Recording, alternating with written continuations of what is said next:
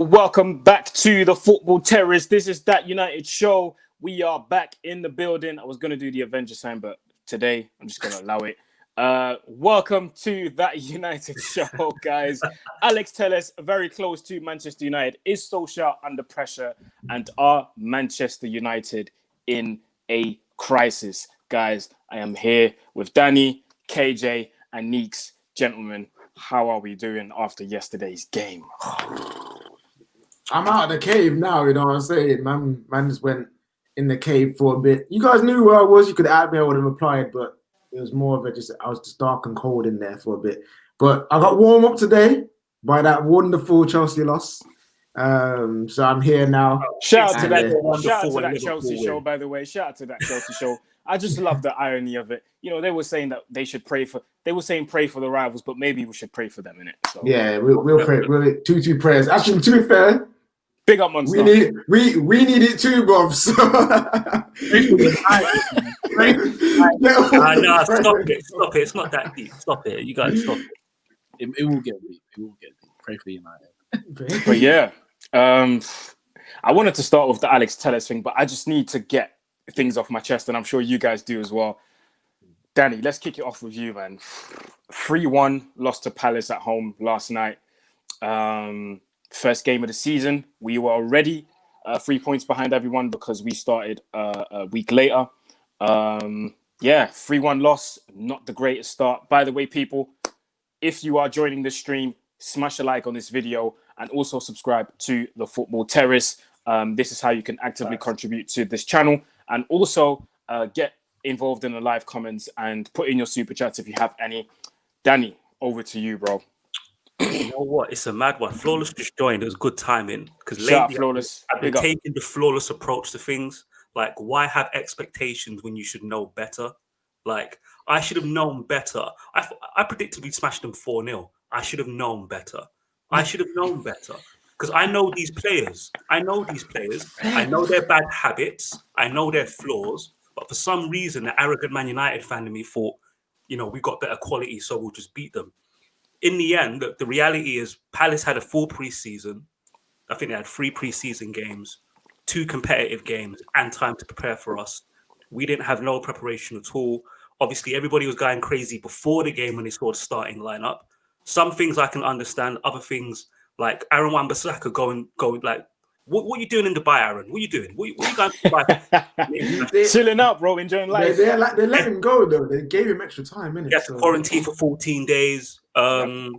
Greenwood's had a tough time. The fact that we want and need Mason Greenwood to start, we'll get to transfers later, but that's an Greenwood shouldn't have to be starting games right now. But the performance was terrible. I was in shock. I was in denial and shock at the same time. I'm like, yo, we're so bad. So bad. Anthony Martial had the worst passing success rate in the team. Do you know, you guys understand football? Do you know how bad a striker has to be to have the worst passing completion in a game? Should never be the striker. Ever. Paul Pogba, man couldn't complete 5-yard passes. Like, there was one moment in the second half where he just had a simple pass and the Crystal Palace player just intercepted it so easily. McTominay, terrible. Dan James, not a Manchester United player.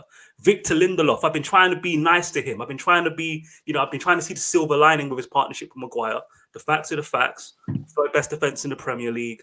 Number 1 for goals conceded in open play. We only conceded 18 goals in open play last season with the Maguire and Lindelof partnership. But he was exposed yesterday. I was just in denial. I thought we'd come back into the game. We never did. Palace had us in their pocket. And that's, as a Man United fan, to say Palace beat us at Old Trafford 3-1, and they deserved it. And they probably could have, before the penalty. I don't want to talk about the penalty. It is what it is. But they should have been 3-4-1 up before that penalty decision. Overall, it's just a horrible performance. For me, the perfect storm of so many different factors. And, you know, I just want to put that result behind us and look forward because, just that game was it was embarrassing to watch, to be honest. Looking at the game, though, like, I understand your point, Danny, but looking at the game yesterday, at one point we had Rashford, Bruno, Pogba, Martial, and I think Greenwood was on as well.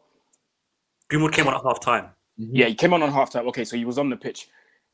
Do you agree with me when I say that despite everything that's going on at the club, yes, you know, the Glazers and the signings and everything that's going on, with the quality, with those type of players on the pitch, should we have beaten Palace, yes or no? Because ultimately, you know, when I tweeted out... See, this is the thing. Go on. Under normal circumstances, yes, 100%. Under these circumstances, that game against Palace was a mountain too high to climb for these players. I've spoken about it before. Even when we have good form and we're winning games, this team has bad habits. The back four playing slowly out the back, not being able to beat the press. We've seen that before. Paul Pogba couldn't complete a pass. Marcus Rashford was a ghost. And when he did pop up, man's trying 30, 40-yard shots, displaying his bad decision-making. Martial's game is predicated on doing difficult things really, really well.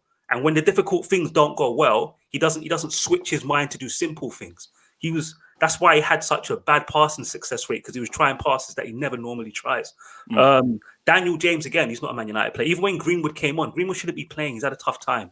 Like, he shouldn't be playing in those circumstances for me. Bruno weren't at the races either. Like I said, I just think that game was just a step too far for these players under the circumstances. That's what I would say. Like, under normal circumstances, yes, we should beat Palace. But don't get it twisted. The performance still wasn't acceptable. Yeah, that's what I was going to ask you. So what I would say is, to lose in that manner to Palace should never happen. That should never happen. Like, where we just at no point could any of us say we're going to come back. You know what? To be fair, actually, when we got the goal back, we're thinking, okay, we're going to bump them basically, because we shouldn't be in it at this point. You know what I mean? That happens in football all the time. Sometimes you don't get what you deserve. Palace deserve to win. But in the end, Lindelof done his thing, you know, had one of the worst performances I've seen from Linda Soft, fam. Linda Soft, man. Since I just want to forget about that game, but we got to talk about it, of course. But yeah. Neeks, do you feel the same? Do you want to forget this game as well? Or do you think, nah, this is unacceptable? We should have beaten Palace regardless of who they had. And with the quality that we had on the pitch, like I just mentioned, I wanted to say the Avengers, but they weren't behaving like Avengers last night. So do you think, no, we should have beaten Palace regardless? I'm going to be honest, I don't really want to talk about the game. I can give a... No, the reason why I say it, because, you know, we did, obviously, some of you lot were on the live stream. We did our match reviews and fan cams and that kind of stuff. For me, it will be going over old ground, so I'll be very, very brief. I think some of the selection, I say some, in hindsight, one player I would say shouldn't have started that game, and that player being McTominay. I think, and again, it's so hard to say. The reason I say McTominay and Fred should have started, because Fred was on the bench, wasn't he? Yeah, I believe it was.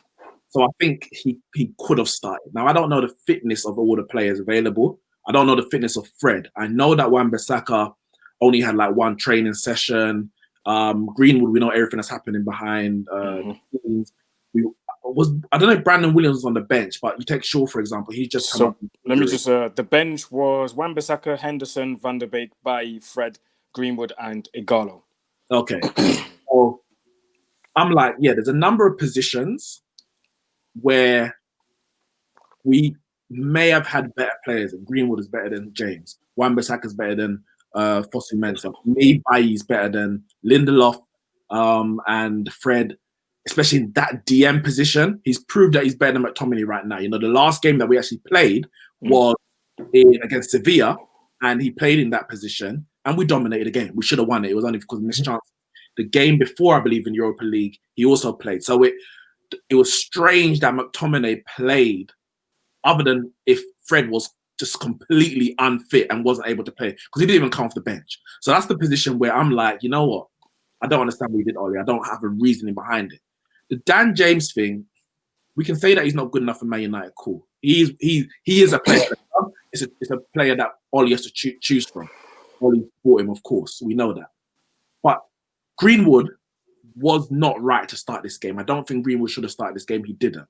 If Lingard had played, if Mata had played, if Pereira had played, we would have all said the same thing we said about James. Why is Lingard starting? Why is Pereira starting? Why is Matt starting? We should never. Blah, blah, blah. So for me, one of those players could have done better. Yeah. But when we saw the lineup, we all would have said the same thing. So I think that's neat for me. It's neither here nor there. I think the fitness is a massive, massive issue. This is elite level sport. Palace have played. This was their 6th game since the end of last season. This is our 2nd, obviously including the Aston Villa warm-up. These players didn't play that game, so they have. You know what, Nick? Sorry, I don't want to cut you off there, but this fitness thing. Personally, that's just my opinion. I don't know if I can really buy into it because it's not buy into it. I don't know if I can really buy into it because I'm thinking after the game we've heard. Well, I've seen Donny van der Beek speak, and he was like, in training, what we did, it was quick passing, everything looked well, everything looked good, and during the week, but they're playing against each other, so they're all. But then I'm like, and it looks quick. It's because but then I'm looking at this and I'm going. Oh, shout out to Stephen Thompson. We've got a new member at the Football Terrace. Shout out to you, Stephen. Welcome, Stephen. So I'm looking at this and I'm going, but during the week we were all gassing the thing, or the players were all gassing the thing, raring to go. We are ready. We're gonna do this. We're gonna. But Aaron, they're not gonna come out and tweet, guys. Yeah, we are on big blood. Like, we are not ready for the season. Like, guys, we're gonna hold an L. Don't be angry at us because we suck. Like, they ain't gonna say that, bro. You know what would be mad if anyone ever in football, not just at Manchester United, just comes out and tweets, "Yo, the thing's done." It's not gonna happen. Yeah, it's happening, bro. And when I talk about fitness, I'm talking about match fitness, not talking about whether a player's ability to even run for a certain amount of time. Just in terms of being sharp, being on your game. If you don't play matches, you don't have that. So just being off for 2 months or a month or whatever it was. It was a month, yeah. A month. No competitive games, no games at all. No, that's why you have pre-season. Also, off the back of a 61 game season. And a condensed end of the season where all our players played. Remember, our first team played all those games, and at the end of it, we were complaining that why are we playing the same players over and over again? I hear your point. But then I'm looking at Wolves. Wolves have played. They haven't had a break. These guys have played and played and played and played. But they rotate better than we do. No. And they stopped a week before us because they crashed out a week before us. And they still had a better start than us. So a week makes a big difference. They've had one session together. I don't know, man. They've only had one session as a full squad. Only one. And to Nick's point about McTominay, the only reason why McTominay started, he had a horrible game. And the reason why he finished the game, in the 80th minute, McTominay was fit enough to sprint back 30 yards from the halfway line and help out Lindelof on a few occasions. He played because his fitness levels were good. That's the only reason why he started. Sorry, let me just read out the super chat here from Beatsbox Dre, who says KJ's stressed right now. Heard he wants Jose back, missing a special one. United in chaos. Yeah, funny guy, my friend. Another super chat here from Prodigy, who says, "I've been Ollie's biggest backer, but he has to change something. Although I still stick by the main problem at United is the structure and Woodward." And let me just say the final thing on the game. And this is what I'm saying is not an excuse as to why we lost, because we were predicted that we were going to win. Obviously, we don't know the ins and outs of happening behind closed doors, but I feel that we should beat Crystal Palace all the time, regardless. Listen, if we had 2 injuries at centre back, I'm still backing my team. Say it louder for the people in the back. Nick, say it louder for the people in the back. We don't get onto this, innit? That's what I was going to say, innit? This shit is ridiculous. Man gets, sorry to cut you off. Man gets away with murder, innit? Go on, sorry. Go on, what I'm saying is the reason why I'm not going overboard, the reason why I'm losing my head is because of the mitigating factors. Doesn't mean I'm happy or making excuses. It means that, you know what? Let's see if they're playing like this in 2 games, in 3 games. If they are, then I'll say, you know what? Maybe that first game wasn't just to do with X, Y, Z. There's more behind it. But because there is X, Y, Z, I can't lose my head. I can't lose my head. It wouldn't make sense to do that. And that's the point I'm making. Not excusing the performance or the result, but it's the reason why, in terms of the performance and the result, I'm trying to remain level-headed. Flawless. What you got to say about this game, man? Because obviously this morning, I did my match reaction on my channel, and obviously you weren't there. So I'm just interested in hearing what you've got to think about this situation, and obviously surrounding the whole situation with the transfers and, you know, Ole out, Ole in, the Glazers, Woodward. And something else I wanted to point out, you know, Donny van de Beek gave his interview. I don't know if you've seen the little clip that United posted on Twitter. And what annoyed me the most was that Donny van de Beek, it didn't annoy me what Donny van de Beek said, but Donny was straight up. He was like, first game of the season, at home, 3-1 loss, it's bad. It's really bad. And what annoyed me was the journalist or whoever who was working for Manchester United interviewing Donny, trying to spin somehow a positive to a 3-1 loss. And I'm just like, it doesn't sit well with me. And Donny, again, shut him down quick. He was like, listen, it's not good enough. It's bad. Before you say something, Flawless, super chat here from John Sem. We ain't able to beat teams that sit back. No creativity from out wide. We have no stellar dribblers to take man on. Also, we need a centre-back with speed and smartness to handle counter-attacks, same as last season. Very quickly, the first thing he said, we can't beat teams that sit back. Palace came out the blocks and pressed us high up the pitch, so they weren't sitting back. To be fair, Palace's tactics, fair play to them, because their system looked really good. They played in a standard 4-4-2 with Zaha kind of having a free role, and then he just made sure he got the ball in the pockets and then just ran the channels. Like, fair play to them because it worked. But beyond that, can't argue. No creativity out wide. No stellar dribblers. You got dribblers, but they don't like to be dribbling. Like, we've seen Rashford get the ball like from halfway line or from in the final third, and man goes forwards, stops, and then tries to do a cross-field pass. Like, that's not your game, blood. I can't remember if it was Daniel said it or Neeks. That phase where you know when one of you, I think it was it Danny, when you talked about Rashford shooting from the bad habits. Yeah, those were his bad habits. You know, when you said that, I literally had the phase in my head. I could see it, and I remember just nearly throwing my phone at the TV, and I was like, "Why are you doing this?" Because it's game management. Why are you doing this? He didn't have the ball for a large spell. He actually got the ball in a decent position, opportunity to do some link-up play, and he just shoots. And it's the first thing and you're just like, "Why are you?" Because we know, like, everyone's waiting for Rashford to have another, that free kick he scored against Chelsea. Everyone's waiting for Rashford to have that. And I'm just like, yes, it was a nice free kick, but it's not going to happen again. I'm sorry. I'm really sorry. Go on, Flawless.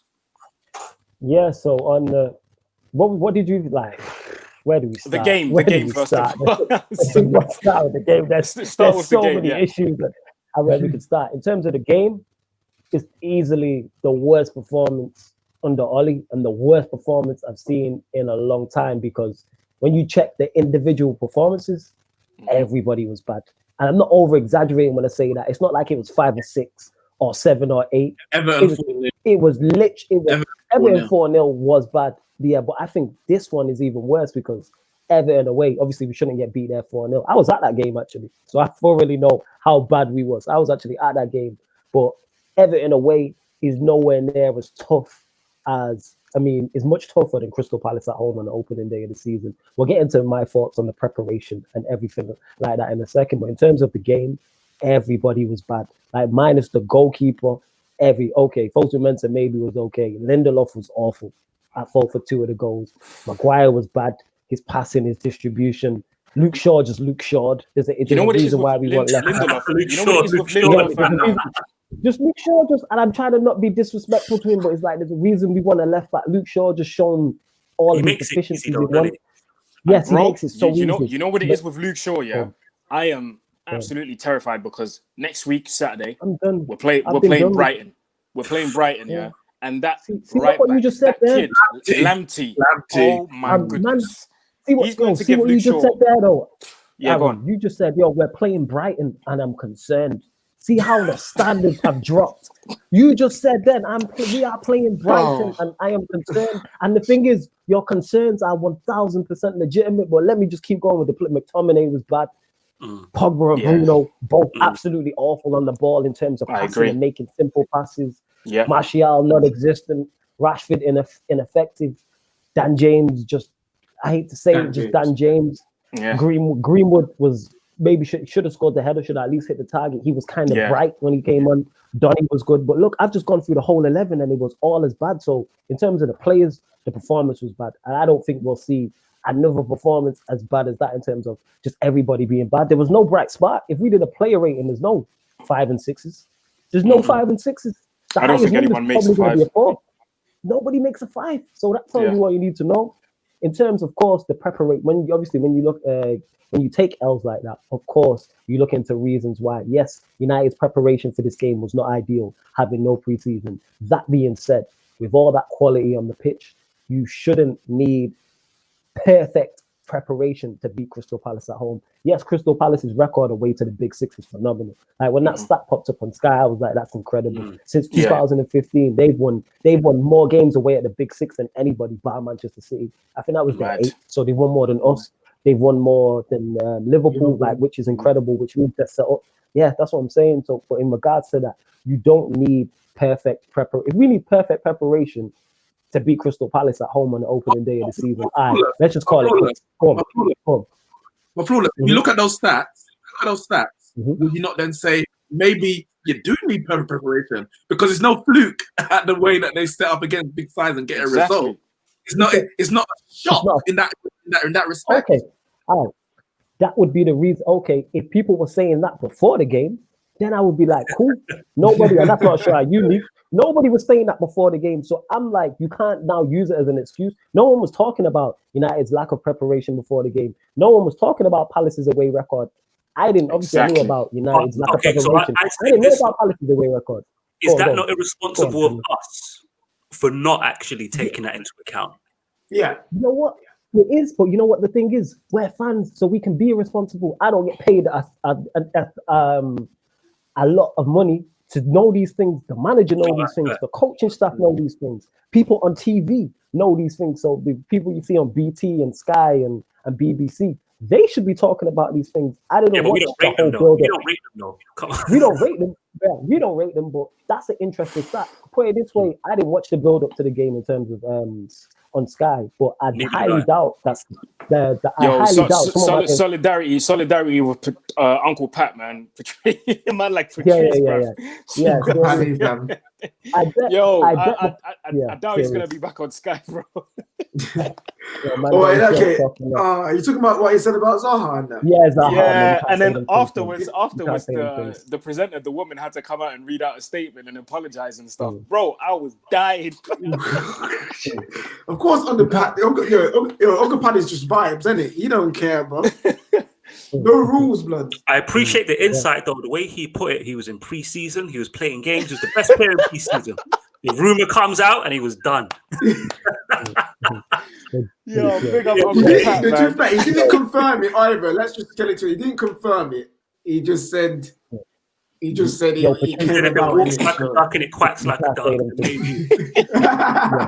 You can't say them things. So yeah, back onto the point is I bet before like the game with Sky, they didn't mention that Palace stat. I didn't see anybody. You know what it's like on social media? We're all on there. It's stat heaven over there. People are always pulling out crazy stats. No one was mentioning this. So yes, is United's lack of preparation a reason behind the result? Yeah, 1000% of course, because it's not perfect. Same way Palace having a great away record against the Big Six is obviously impacts the result as well. That makes sense, but it's still awful because Palace thoroughly deserved it. Like I've seen Palace, yes, they won one of the games they won away to City, but it's like City were, or you could say, were unlucky not to get something out of the game. Palace thoroughly deserved that win.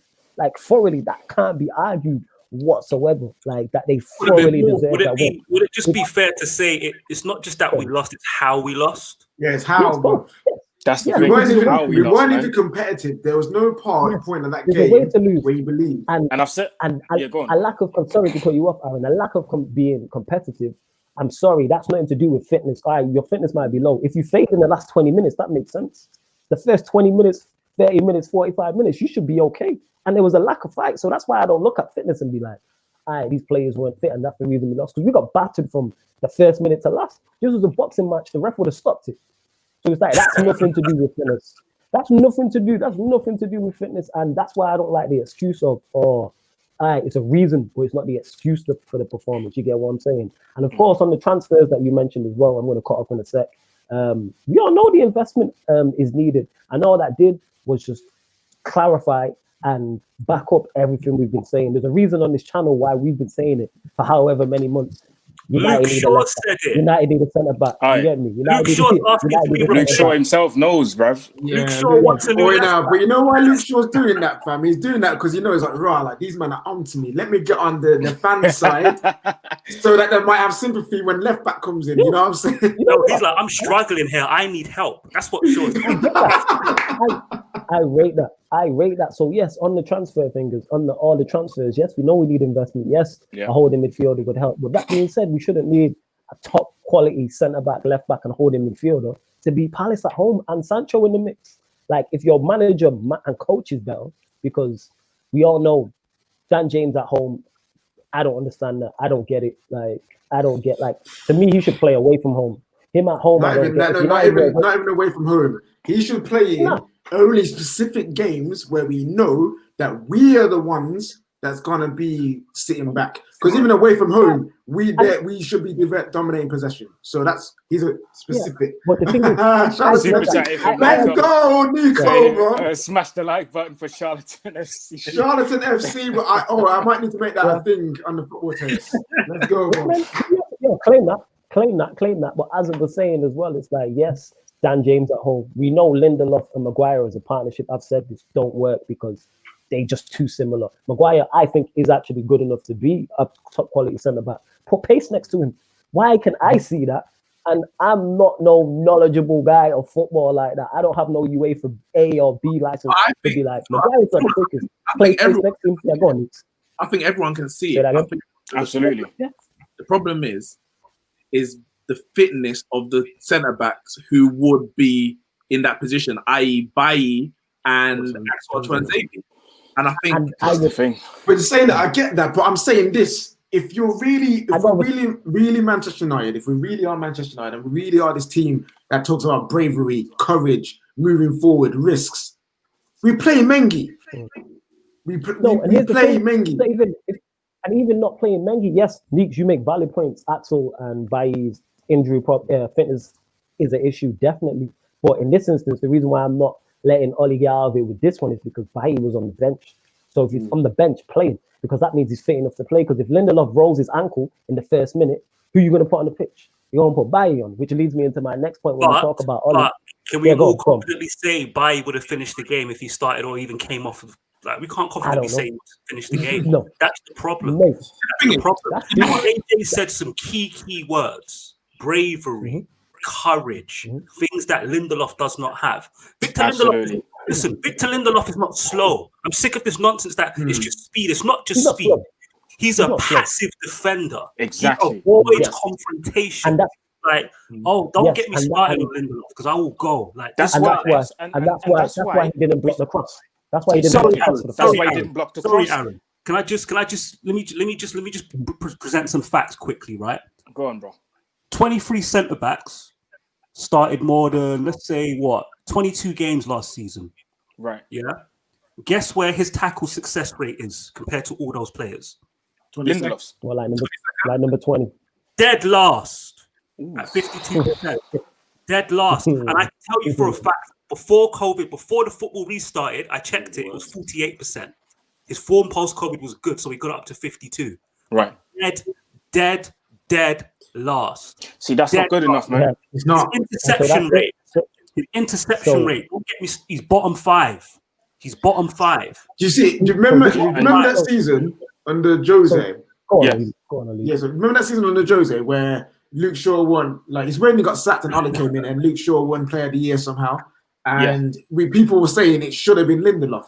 The reason why we were saying that is because Lindelof was looking okay because he had Chris Smalling playing next to him, taking all the combative elements of the game. He would, like, if someone was on Lindelof, you'll see them switch. You'll see Chris Smalling take those battles on. So all Lindelof had to do is keep doing the covering thing that he likes. That's why he had a great game against Ronaldo, because he was too busy battling Smalling, Bob. And this is the thing. Because teams have clocked on now to the fact that Lindelof is a soft youth, and for our season and from last season and this season, they just put it on him. They pull it on him because they know man ain't fighting, bro. We know he's cracking the air as well. And one of the problems is that's not always going to result in a goal from a cross. It's teams knowing we can just get out with a long ball to Lindelof. He won't get purchased on the header. We saw that. Look at the Crystal Palace goal last season. That's what exactly he got beaten in the air by Jordan flipping Ayew, man. No, he didn't get beaten. Sorry. He just jumped. Ayew didn't touch him. He just left it. He got rattled. He saw him coming and got shook and didn't head the ball. That's what happened last season. That's what happened. And that's my. But listen, quick super chat here from Talk About Revolution. I've been saying this until we get at least 2 proper natural CDMs. We will continue to struggle and avoid corrupting players like Pogba, Bruno, and Van de Beek. The thing is, but we spoke on that in depth in terms of needing a CDM, so we know that whether we get a destructive one like a Thomas Partey or you get more of a deep line playmaker like a Thiago type of thing. But we all know United do need a CDM because not only would it help with our attack because it frees up our attacking players, also helps defensively as well. On the Lindelof thing, we know Lindelof and Maguire doesn't work. So even if you don't play back, if Lindelof got injured, we're not going to go on the pitch with 10 men. So therefore, try something else. This doesn't work. The definition of insanity is doing the same thing over and over and expecting different Absolutely. results. I get you, Flawless. Like, I think Bailly is better than Lindelof. I would never say otherwise. He 100% is. But again, from Ollie's perspective, it's understandable for the first game. He sticks with the partnership that had the 3rd best defense in the league last season. And Danny, Aaron, put up ST Boy. What's it? ST Boy 65's coming. But after that performance, though, and Danny, you are 100% right in terms of you understand why he's sticking with that. So it's like, all right, managers live and die by their decisions. And clearly that was the wrong one. So now he should be criticized for that. I know in Ollie, you know what he'll do. He'll start them in the next game. You know me? And onto Ollie just before I finish speaking about it. It's like, you know what? Ollie, there's a reason I'm not a fan of him. There's a reason I'm not a fan of him. If Lindelof starts the next, say, 2-3 Premier League matches and Bailly doesn't, I'm going to get onto Ollie. I can't see it, bro. You just called him Lindelof. You know what? I'm done getting onto Ollie because you're just not good enough. So I can't get mad at you for reaching your ceiling in it. You just don't have the attributes or the skill set to do the job that's required. So I can't get mad. That's why I don't even get onto Ollie. I don't really tweet about him. I don't criticize him heavily on here. You're just not good enough. Same way Luke Shaw, you're just not good enough. So it is what it is. Yo, guys, we've got over 1.1 people watching at the moment. Make sure you keep smashing the like button and subscribing to the Football Terrace. Quick super chat here, or 2 super chats, sorry. First one is from Prem Prodigy, who says, Partey's 43 million, Tellers is 18 million. You can find the cheap, good centre-back. Our scouting system is a joke considering we have over 1,000 scouts at the club. And a second super chat here from Brain Matunzi, who says, Smalling would help Lindelof. Maguire is useless as far as working with a weaker defender. They're both garbage. Smalling is better than both of them. Agree. Aaron, I need to go in. And the reason why I need to go in because I said I didn't really want to talk about the game, and the reason why I don't want to talk about the game because a lot happened on social media. Sorry, I need to get my charger. A lot of happened on social media since the defeat, and I put a tweet just after full time. I said meltdown in 3, 2, 1. We knew. Man predicted this, you know. I have to say, and I'm going to be honest. I don't care who won, cry, who won, Bex, and that goes for everyone on the stream that I'm talking to and everyone in the comments. I don't care. I'm sick to death. Flawless said something. He go, and I tweeted this earlier. Insanity is doing the same thing over and over again and expecting different results. 2014, we all said Moyes out. Moyes went. 2016, we all said LVG out. LVG went. 2018, we all said Jose out. Jose went. We lost the first game of the season after Solskjaer got us to third. In a season where no Man United fan expected us to get top 4. We lost 3 semi-finals. Cool. We got to 3 semi-finals. We had one of the best records against the top 6 last season. He wants to get back in the transfer window, the same transfer window that we complained that the Glazers and the board, whether it's Ed Woodward, Matt Judge, or whoever it is, has failed manager after manager after manager. We all spoke about it before a ball was kicked. A ball is kicked, and the first thing a large section of Man United fans do, Ollie out. And I think it's an absolute disgrace. It's an absolute disgrace because it takes away from, it contradicts ourselves. Because we talk about the fact that we need to strengthen, that Chelsea has strengthened, that Liverpool has strengthened, that Man City have strengthened, that Spurs have even strengthened before we kick the ball. And we lose the first game, and the first thing we say is Ollie out. Even though he overachieved last season, I don't care if you think that Ollie ain't a good enough manager. I don't care. That is a debate that I'm willing to have at a later date. The point right now, and the problem, is that Ollie and every manager before him, since Fergie, including Fergie actually, since the Glazers came in, has not been backed. And unless we change that, and I don't care about how much money, you spent 60 million on Angel Di Maria. Oh, you bought Pogba for 90 million. Oh, you spent 80 million on Maguire. I don't care. That is not the point. If I can hear a feedback from someone, if there are holes in our squad that need filling and they have not been filled, that is not being backed. I don't care how much you spend on one position or the other. It happened under Jose. And Jose got a second. And it happened under Jose. And in December, he was sacked. And we want Pochettino. We want Zidane. We want Jardim. We want Nagelsmann. They will come into this club, and in 18 months, every single one of you will be hashtagging Nagelsmann out, Poch out, Jardim out, Zidane out.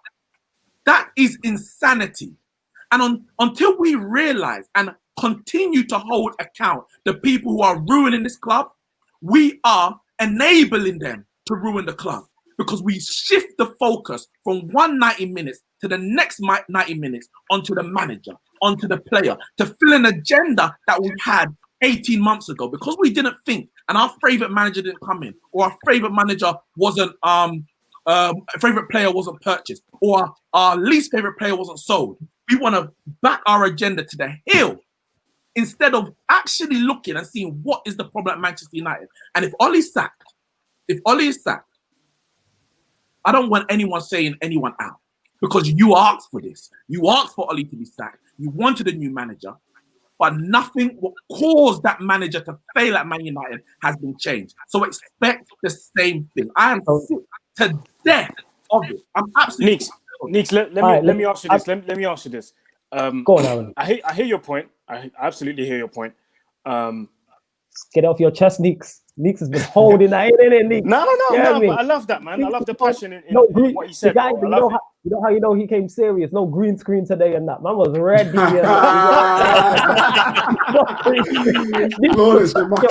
Yo, Neeks, I hear what you're saying. But let me ask you this, right?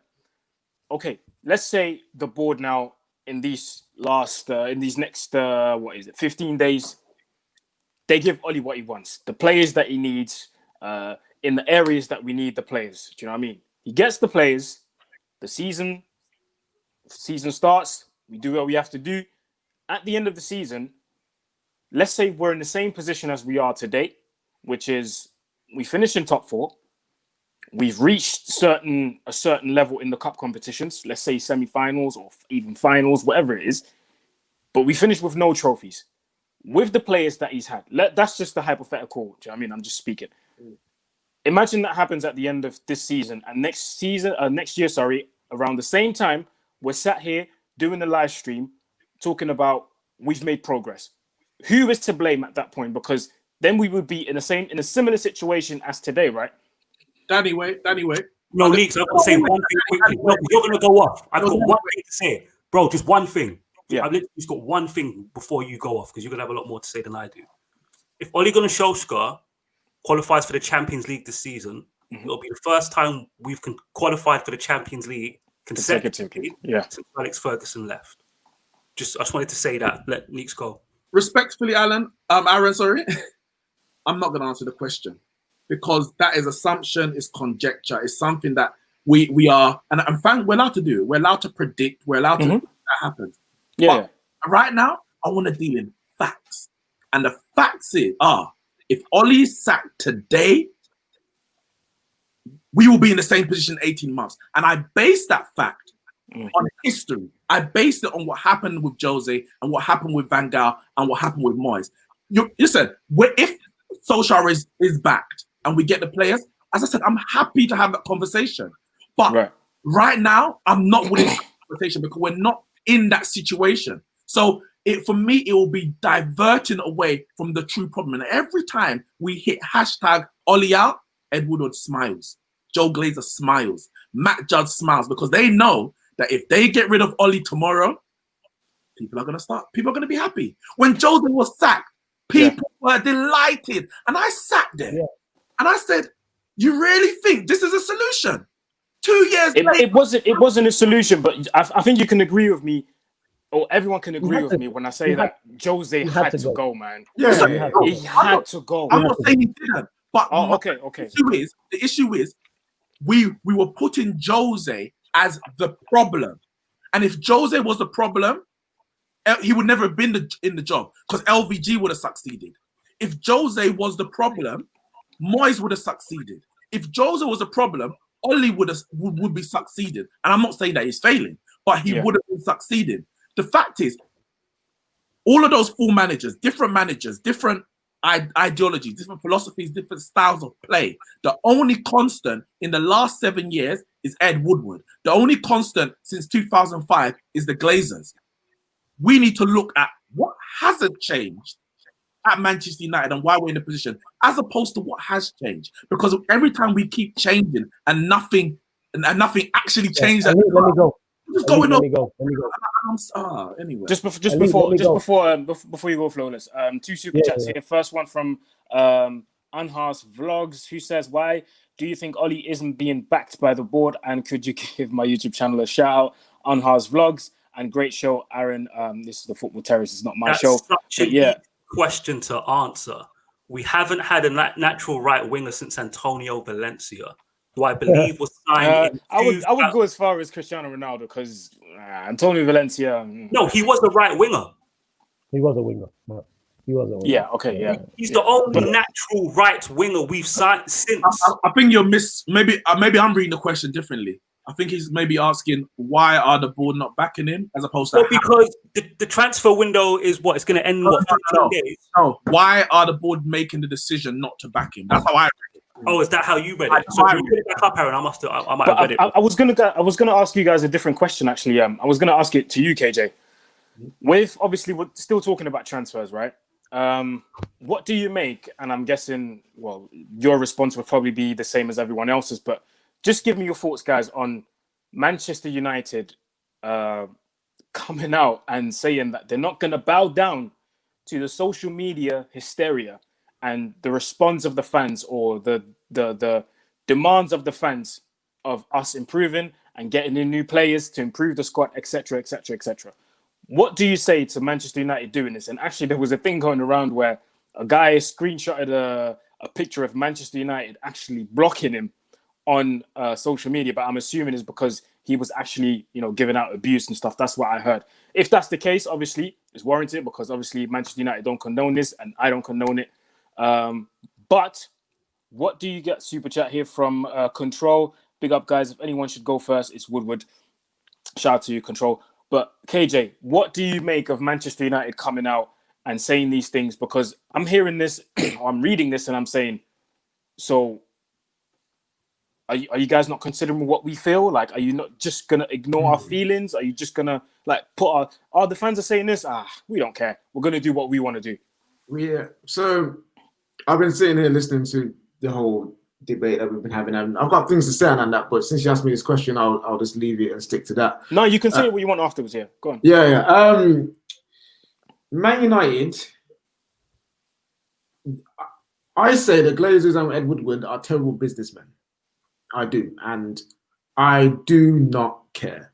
I don't care if you show me how much money they made since they take over. You don't have to tell me how many social media clicks they get or how many businesses they own that are successful. They're terrible businessmen when it comes to Man United, because for me, being a businessman in the football world is being the best on the pitch. And from the moment they've hired, because I actually don't care that the Glazers don't like football. You know, I understand they're American. Their first sport isn't That's football. facts. You know what I mean? So like, I don't care that they don't care about United. But what I care about is the fact that you guys are supposed to be these great businessmen and still can't hire the people at top of the class in the area that we're in. You guys are that stupid that you allow people to come into this club and not run it properly. But because they're making money, it's okay. I'm telling you now, it's not hard to make money from Man United. You don't need a business person or a banker like Ed Woodward to make money off Man United. We're Man United. We're the top 3 biggest teams in the world. Securing all these deals that Ed Woodwards are doing for the sponsors and that, I guarantee you it ain't hard. I guarantee you most of the football CEOs could do what he's done. What the issue is that Woodward can't do what the other football CEOs do, which is run a football club, which is being able to get the right people in, to know when to sack managers, know when to change structure. And that's the issue. The Glazers and Woodward are terrible business people. I've had this argument with my dad, and he's telling me about, but they make money, blah, blah, blah. I don't care. They're crap. Yeah, they're coming out every year with these statements and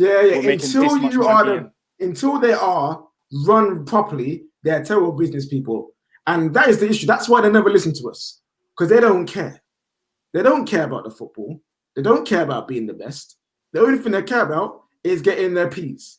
And I would be okay with that if in football, being the best didn't make you that much money. But guess what? Being the best gets you the most money in football. Absolutely. So why are you guys not wanting to be the best? It's so dumb. KJ, you said it though. They're not footballing people, so they don't understand that. If exactly. But the thing is, if you're being listen, you're Flores, I get that. But if you're a smart, intelligent business person and you want to maximize the best out of your business, you hire the people in the areas that you're not strong at to do your job for you.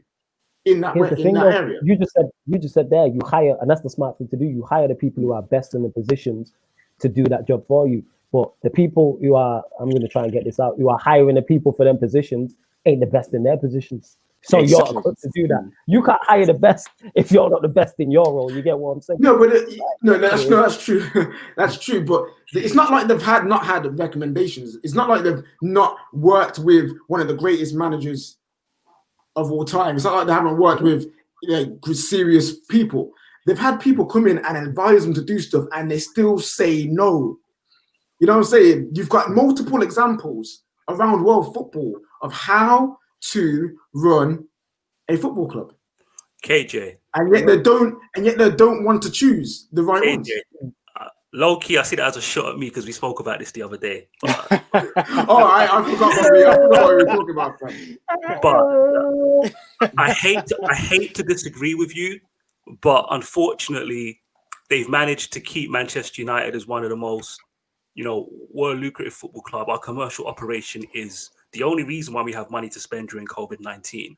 From a business perspective, from a capitalist perspective, they've made $1 billion out of a football club they didn't have to put a penny into. So unfortunately, from a business perspective, outside of football, trust me, the elites of this world will look at the Glazer family. They'll be in ranches we will never be in, and they'll be getting a pat on the back for what they've done from a financial perspective. But from a footballing perspective, you're 100% right. To Aaron's question, look, it's embarrassing when you see your football club brief the media in that way, but I think people are missing the point of the cause of that briefing. The cause of that briefing are Manchester United fans. Manchester United fans who don't respect their own football club's name. Manchester United fans who are so reactive and buy into the nonsense in regards to Manchester United transfer stories. If by now you cannot tell when an agent is using Manchester United and the media are allowing that to happen, and then you're reacting in a negative way because the transfer that was never going to happen did not go through, that's what's annoying the football club. That's where the frenzy is. The Oregon deal, if you read between the lines, that deal was dead the moment Real Madrid insisted in 2 clauses. Do you know how rare it is to have those 2 clauses in a transfer? Not just a first refusal option to match, but also a buyback clause. Do you know what that tells me? that tells me Reguilon still has hopes of going back to Real Madrid. Last time I checked, have we not been praising Ole for signing players that want to play for Manchester United, that see their futures at Manchester United? That deal was dead, but the media and his agent kept our name in it. Tottenham go and get him, and then there's a negative reaction to it. That's the frenzy that they're briefing the media on. It's not just Man United fans reacting negatively. It's because we consistently get used, like the Gabriel one. We allegedly told him, we know you've agreed wages with Arsenal. We know Arsenal have agreed a deal with Lille, but we told him to wait. But just come on. But agents know they can do this because our football club, they've got no credibility with us. They have no credibility with us. The Glazers have no credibility with us. So agents know they can get away with this nonsense all the time. The Tellez deal, I'm not really buying into it. Within 24 hours, no, within 6 hours of one person saying Man United have agreed a fee, blah, blah, blah, another tier one journalist comes out and says, well, from the Porto side, not Manchester United briefing, Porto have said they've heard nothing about this. Not only contact from United, but from Tellez's side, they don't believe he's agreed anything with Manchester United. Didn't take long. That's clearly, and even when that story first popped up, it was the same as the Reguilon deal. Exactly the same. The agent has offered the player to us. 2 weeks ago, the Portuguese media said his agent was on a plane to get a Tellez deal done. Deal ain't done. And this is the problem with Manchester United fans. The recruitment's been so poor and we're so desperate for players. Whenever we get linked with something, we're like, oh, it's going to happen. It's going to happen. Oh, we dropped the ball. When in reality, we maybe made contact with the agent and left it there. The Thiago deal, same thing. Come on. By now, you're telling me, I've seen tweets from Manchester United fans that they think we actually agreed to deal with Thiago. We didn't even get past that stage. No. Nobody went into that meeting. Nobody made clear. Sorry, bro. Go on. Yeah, cool. No, I was gonna say, but that's the thing though, like with United, that's why you can't really pay attention to social media, because like you said, people, because we are desperate for players. No, but the briefing, I hear you, Flawless. We're sensible folks. Most Man United fans, unfortunately, on social media are not sensible. And that's the problem. And from my perspective, I think that's more people in social media in general. But like from my perspective, the briefing, it's embarrassing, but I understand. And it's not just because fans are angry, it's because agents for years now can use Manchester United's name. One more example. Do you remember when Graham Hunter, who used to work for Sky Sports, specifically came out and said, Sergio Ramos has told Real Madrid, we only want to negotiate with Manchester United. And then he got a new contract at Real Madrid. It's that type of stuff. Since then, we've just been, I've said it before, when it comes to transfer news, the most valuable commodity is Manchester United's name. There's nothing more valuable.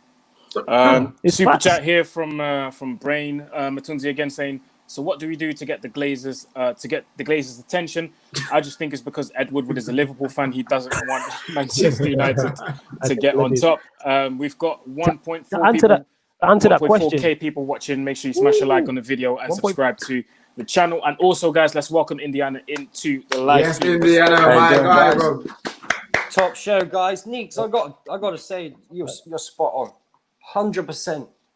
Got to back Ollie all the way. Have to do it. I don't want to see a fifth or sixth half-built side. I agree. I wanted to clarify. There's a lot of... Go on, I want to respond to what you said, but go on, Neeks. Get the rest of your point out, and I'm going to respond to that. Yeah, get the rest of your point out. 2 years ago about Jose, I said, I'm not Jose out, or I'm not Jose in. And I'm in the same position with Solskjaer. I'm not Ollie out or Ollie in. I am Manchester United in. Yes. Which means I want what's best for Manchester United. And from my perspective, I'm not saying other people That's don't. Not Ollie's man. My perspective, sacking Solskjaer now is not what's best for Manchester United. I've seen the things that a lot of people like to ignore that Solskjaer has improved at this club. Forget the results and performance on one side. We finished third. Forget that. We had a lot of players here who other managers signed who only wanted to be here for the money. Solskjaer, as a man manager, as a person who has been around Man United for a lot of his life, might even be the majority of his life, he can spot mercenaries. He can spot, as KJ might say, charlatans. People who are to the club and just there for a paycheck. And he has got rid of the likes of Lukaku, the likes of Sanchez. He has turned around the the mindset of Pogba, of Martial, these players, key players who wanted to leave under previous management. The recruitment system at Manchester United, forget, I'm not talking about the negotiation or the funds available. That's not in Solskjaer's control. But in terms of the criteria profile of player that we are going for, in terms of ability, but also in terms of character to play for Manchester United, are the quality and what I want to see.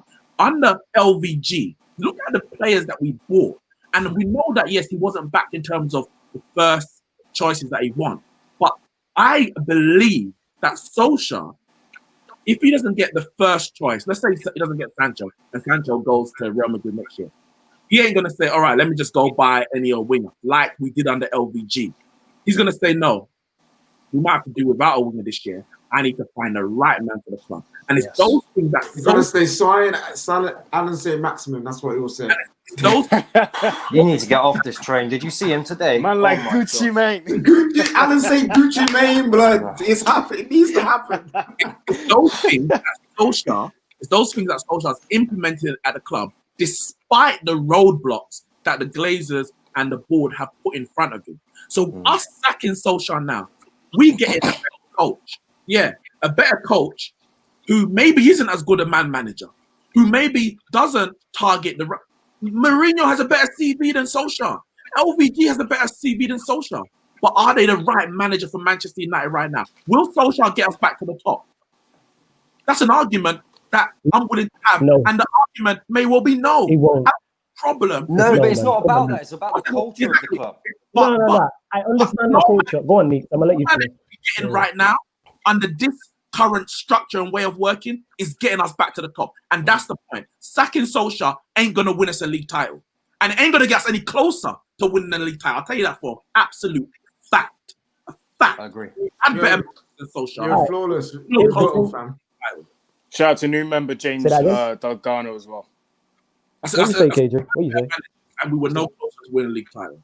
Listen, I'm passionate about Man United. So, yeah, you are, and we all are passionate on here. So what you said in regards to the owners and the board being an issue, 1000%, we all agree with that. Because you know how you know that is because even when Fergie was here and we were being successful, that's where the LUHG started. Green and gold to the club is sold. So the people know that it's an issue. Obviously, it's more magnified now because United have been unsuccessful. The reason why, even though I've said, yes, Ole has improved the squad, there is good things that Ole has done at the club, 1000%. And I said, even though I'm not a fan of him, because of what he did last season, finishing in the top 4, he deserves his shot at next season. The reason why I'm not a fan of, even though the board and owners ain't good enough, I think even if the board and owners are on point, I think Poch will improve us. But even if the board and owners were on point and he had the players as well, I don't think Ole's the man. I don't think Ole's good enough regardless. Keep that comment up. No, but that's fine. I think, yeah.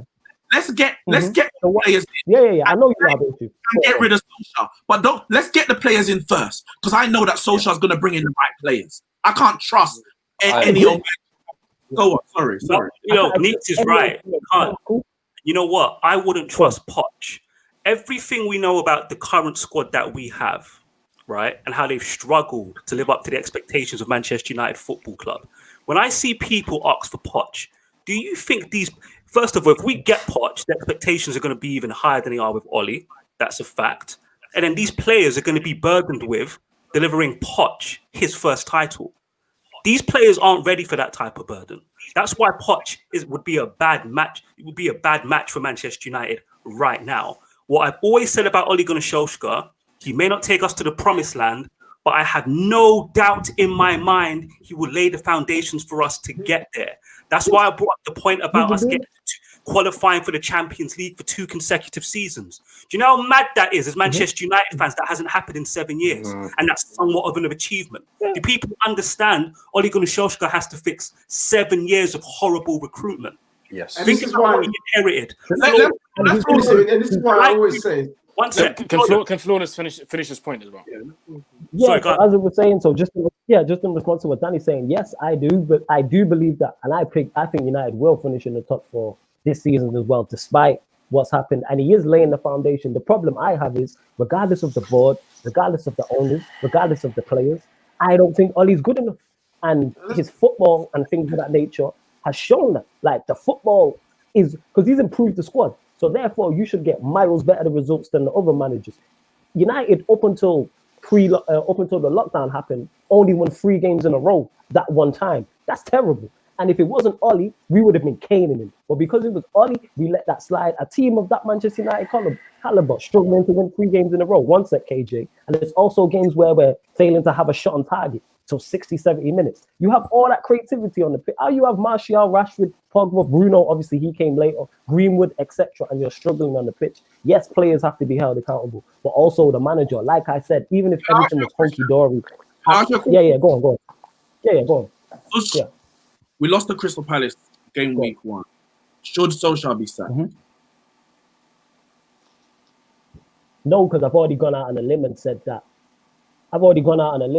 He deserves his shot at next season. So I already know. No, but I'll give you your limb back. Take your limb back. You got your limb back. Should he be sacked? I can't do that. Are you going to give my limb back? Take your limb back, you know. But to Nick's point about the right man. No. To me, no, he shouldn't be sacked now because they've missed the boat on it now. If he was going to be sacked, it should have been done in the summer. But he deserves his chance. But even though I don't think he should be sacked right now, I'm still Ole out. Even though I don't think he should be sacked right now. But he'll get sacked eventually because he's not good enough. That means you're not Ole out. You're Ole out, but he shouldn't be sacked now. If you're Ole out, he needs to be sacked now because that's what's best for the club. Surely, I don't understand. He's what's best for the club. You know what? Actually, you're spot on. Yes, he should be them. You're spot on with what you're saying. You know what I think. This is what I think about the whole situation. Obviously, last season we finished. Aaron. When you put it like that, Leaks, yes, you're spot on. Yes. Obviously, last season I was trying to give him the benefit of the doubt because he finished in the top 4, so I was like, he deserves his chance. But yes, you are spot on. He should be sacked. But that's not me saying it. When I say that, that's not me saying it off the cricket. One sec, Aaron. There's one more thing. That's not me saying that because we got beat by Palace. I was saying that before we got beat by Palace. I was saying that before we finished in the top 4. I was saying that before I was saying that before lockdown. So basically, you're not fully in. I don't think he's good enough. The title. That's what it is. You don't think he's good enough to win the league and the Champions League, so you don't want him as the Manchester United. That's what it comes down to. I said that. Yes. I don't think he's good enough. Can I ask what the fix is then? What's the fix? Jose wasn't. Jose is the greatest managers of the generation. Jose is one of the greatest managers of his generation, and he couldn't deliver us Premier League or get us into the. Didn't even get to the quarterfinals of the Champions League. Okay. No, and you know what, the reason why I asked Aaron. Sorry. The reason why I asked Aaron to leave that comment up. See that comment? Poch will improve us. Ole has improved us. Poch ain't won nothing. Ain't won nothing. And you've got Man United fans asking for Poch. You want, I'm telling you, this Man United squad with Poch, the pressure would be too much. We'd be in the exact same position. We'll be sacking him in 2 years. Here's the thing. With both sides. Let me just respond to Neeks and what he said. I know, and I'm gonna let you go. Yeah, Neeks, you spoke on Mourinho there, but the Mourinho we had wasn't Mourinho with his pump. We know Mourinho's done. I've said this on here. I'm a fan of Mourinho. When we actually got Mourinho, I was happy we got Mourinho because I thought he would deliver Premier Leagues and Champions League, and he's not. Mourinho's done at the top level. There's a reason he's at Spurs, and that's no disrespect to Spurs. Yes, we know the board and the owners have. Ole's not in the best possible place to perform and win leagues, etc. But should he be getting more out of that squad? Yes. To me, he should be. But this is the thing. Both sides of this argument are correct in my eyes.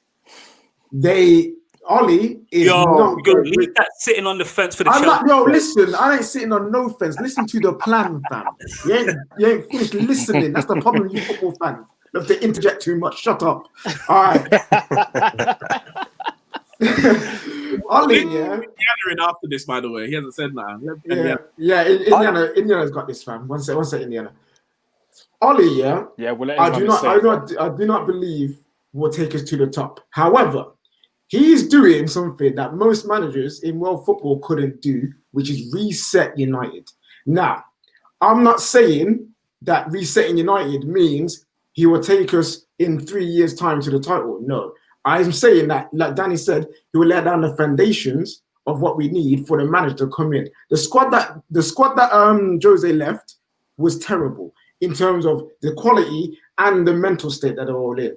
Ole's now come in the quality is slowly getting fixed. He can't help the board not backing him, but the quality is getting fixed. The mentality is slowly getting fixed. Is it where we need to be? No. But what I'm saying is this: Ollie's contract, I think, from what I can remember, someone have to fact check for me, it runs out at the end of the season. Is it this season or next season? End of next season. All right, cool. But for what I'm saying is this: at the end of this season, let my man leave a hero. Don't say he's sacked. Say it's a mutual agreement that he's going to move on. And let him leave a hero as the guy who was able to help reset United to where they need to be. Because Ollie in the long run, I don't think it will end well for him. And the last thing that we want for Ollie is to be getting shamed and sacked. Where if we let him have one more season where he's bringing in the right players, setting us in the right place, and then leaves after that, he then is perceived as someone who's actually helped take the club forward instead of this, he's taking us backwards because of the football, he's picking this player, that player. That's what personally I would do, and then bring in a manager who's better suited to getting the best out of his players, because by then I would believe and hope that we'll be in a better spot to then challenge. But that's just me. That's what I'm saying. You can think Ollie's not the right guy, but still think he's the right man for the moment. Hey, Diallo, KJ, let me get your thoughts on this. Firstly, I'd say, like everyone here, managers all have their own opinions, their own thoughts, their own way of playing the players they want. The last thing I want to see is Ollie out now and we're back to square one. This problem came from one signing, David Moyes. That set the tone for me of where United was going. I don't want to see Ollie leaving now with a half-built side. I understand what KJ's saying, but I don't think we'll get the targets he wants or we need by the end of the season. So I don't want to see Ollie go by the end of the season. I like what he's doing, bring the culture back to the club. I don't know if you've seen that interview. I think it was on BT Sport, where he was saying he was doing things in training like blowing the whistle when he's reffing games in training, making the wrong decisions on purpose to test their character. He said something that stuck with me, which is why I stuck with Ollie, in that he said we will only be signing the right players with the right character. And I could tell by his body language he meant exactly what he said. And that's why I back him. That's why I've always been Ollie in. We are probably, let's be honest, 6 or 7 players away from challenging for a title, are we not? We are miles away. Yeah, I'll say at least 4 or 5. I wouldn't say 6, 7. I think that's. I'd say it depends how you define title challenge. If you define title, if it's the Arsenal style of title challenge when Wenger was done, where they used to challenge till February, March. Welcome. Yo, what are you telling me? Freestyle. But yeah, it depends on your definition. It depends on your definition. If you want Manchester United to be in a title race to the last game of the season, then I'm saying 5 signings. If you're talking Arsenal style title challenge when Wenger was on the decline and February, March they was in the title race, then Champions League come back around and then they were out of it, we're probably only 3 signings away from being at that level. But as I said before, Ollie's here to lay foundations down. That's what he's here to do. Trust me, we need him to do that. Let Indiana finish his point. Yeah, I agree on that. I'd like to see a bit more strength and depth. I don't just want to see bodies in United. I'm a bit older than a lot of fans I see coming on the terrace. So I remember Man United when they had 4 options up front. For me and KJ spoke a lot. I want another striker. I want a natural striker as an option, not to replace Martial, just as an option to offer something different. I want to see a CDM come in. I want to see a lot of players come in. I do think we're at least 5 players off from challenging. If you look at what everyone else has got, if you look what Liverpool have done, everyone's going on about Thiago, but for me, Jota's their best signing. I said the same. That is the signing they needed. That makes them lethal. Because before that signing, even with Thiago coming in, I was putting them in 3rd. The same pattern of play, one injury on one of the wings, but Jota coming in, that changes them completely. That makes them a real threat. So Man United haven't got that. What happens if Martial's out? What happens if he gets an injury, Rashford gets another injury, and we sign Sancho? Great, we've got Sancho, but who goes up top? We are miles away. We are further away than people think. But I'm okay with that. because I know what's going on. I can see that with my own eyes. I can see what Ollie's doing. I can see what he's building. You just got to trust the process. Be humble. Just ride it out. It's going to take a few years, but we'll be back. It's going to happen. Side, bro. Yeah. I don't know about a few You years, put, but yeah. you put up the comment that Poch will improve us. Yeah, Danny and Nix were very vocal on your comment. Yeah. Back your comment, my guy. Go on. I don't know. I want Yeah, to Saeed. put a question to Devil's Detail when he said Poch won't improve us, and who has he improved? I didn't You gotta say look at that. Tottenham. Whoa. Before What did you you say? What did you say continue, then? before What you did you say? continue, I did not say Poch would not improve us. I said it's interesting you said Poch has improved us, and not you have to acknowledge that Ollie has already improved us, and if he gets the signings that he wants this summer, we'll improve further. My issue with people like you saying Poch is the guy is he's never won anything, and the burden of him having to win his first title, I don't think these players can handle that burden. I don't think these players can basically reach the level of consistency as quickly as you'd expect. If we get Poch, Saeed, be honest, when would you expect the title if we got Poch? No, but you got to build to the title. I understand that. You know what I mean? But but if we got Poch now, what's your time frame? I reckon they'll do something the next maybe. I think if we give them 2-year window, I reckon they'll do something easy. That's my problem. That's my problem. In my opinion, we need a 3-year window under Ollie to fix the 7 years of utter garbage. Ollie don't know the basics though. That's the problem, man. He does know the basics. No. You man are giving too much respect to Ollie, man. What are the basics? Hold on. What are the basics? You know what I mean? The basics of football. The basics, yeah. The basics of football at Southampton, yeah. The Southampton. Where do you take Southampton from? Can you tell me where do you take Southampton from? He took them from the levels of Barrelton, yeah, up to 8th position.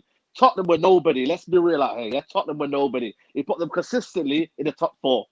Let's be real out here, man. Only for me, yeah. There's a level of ceiling that we said about me and Flawless. We know that, yeah. There's a level of ceiling of where we at right now, yeah. Anything above that, yeah. For me, Ollie's not the man for me. That's why my level of play for you. If you have to top 4, hold on. If you have to top 4, ceiling. Sorry, bro. Keep going. Keep going, side. Go on. No, because he was moving on to the next point.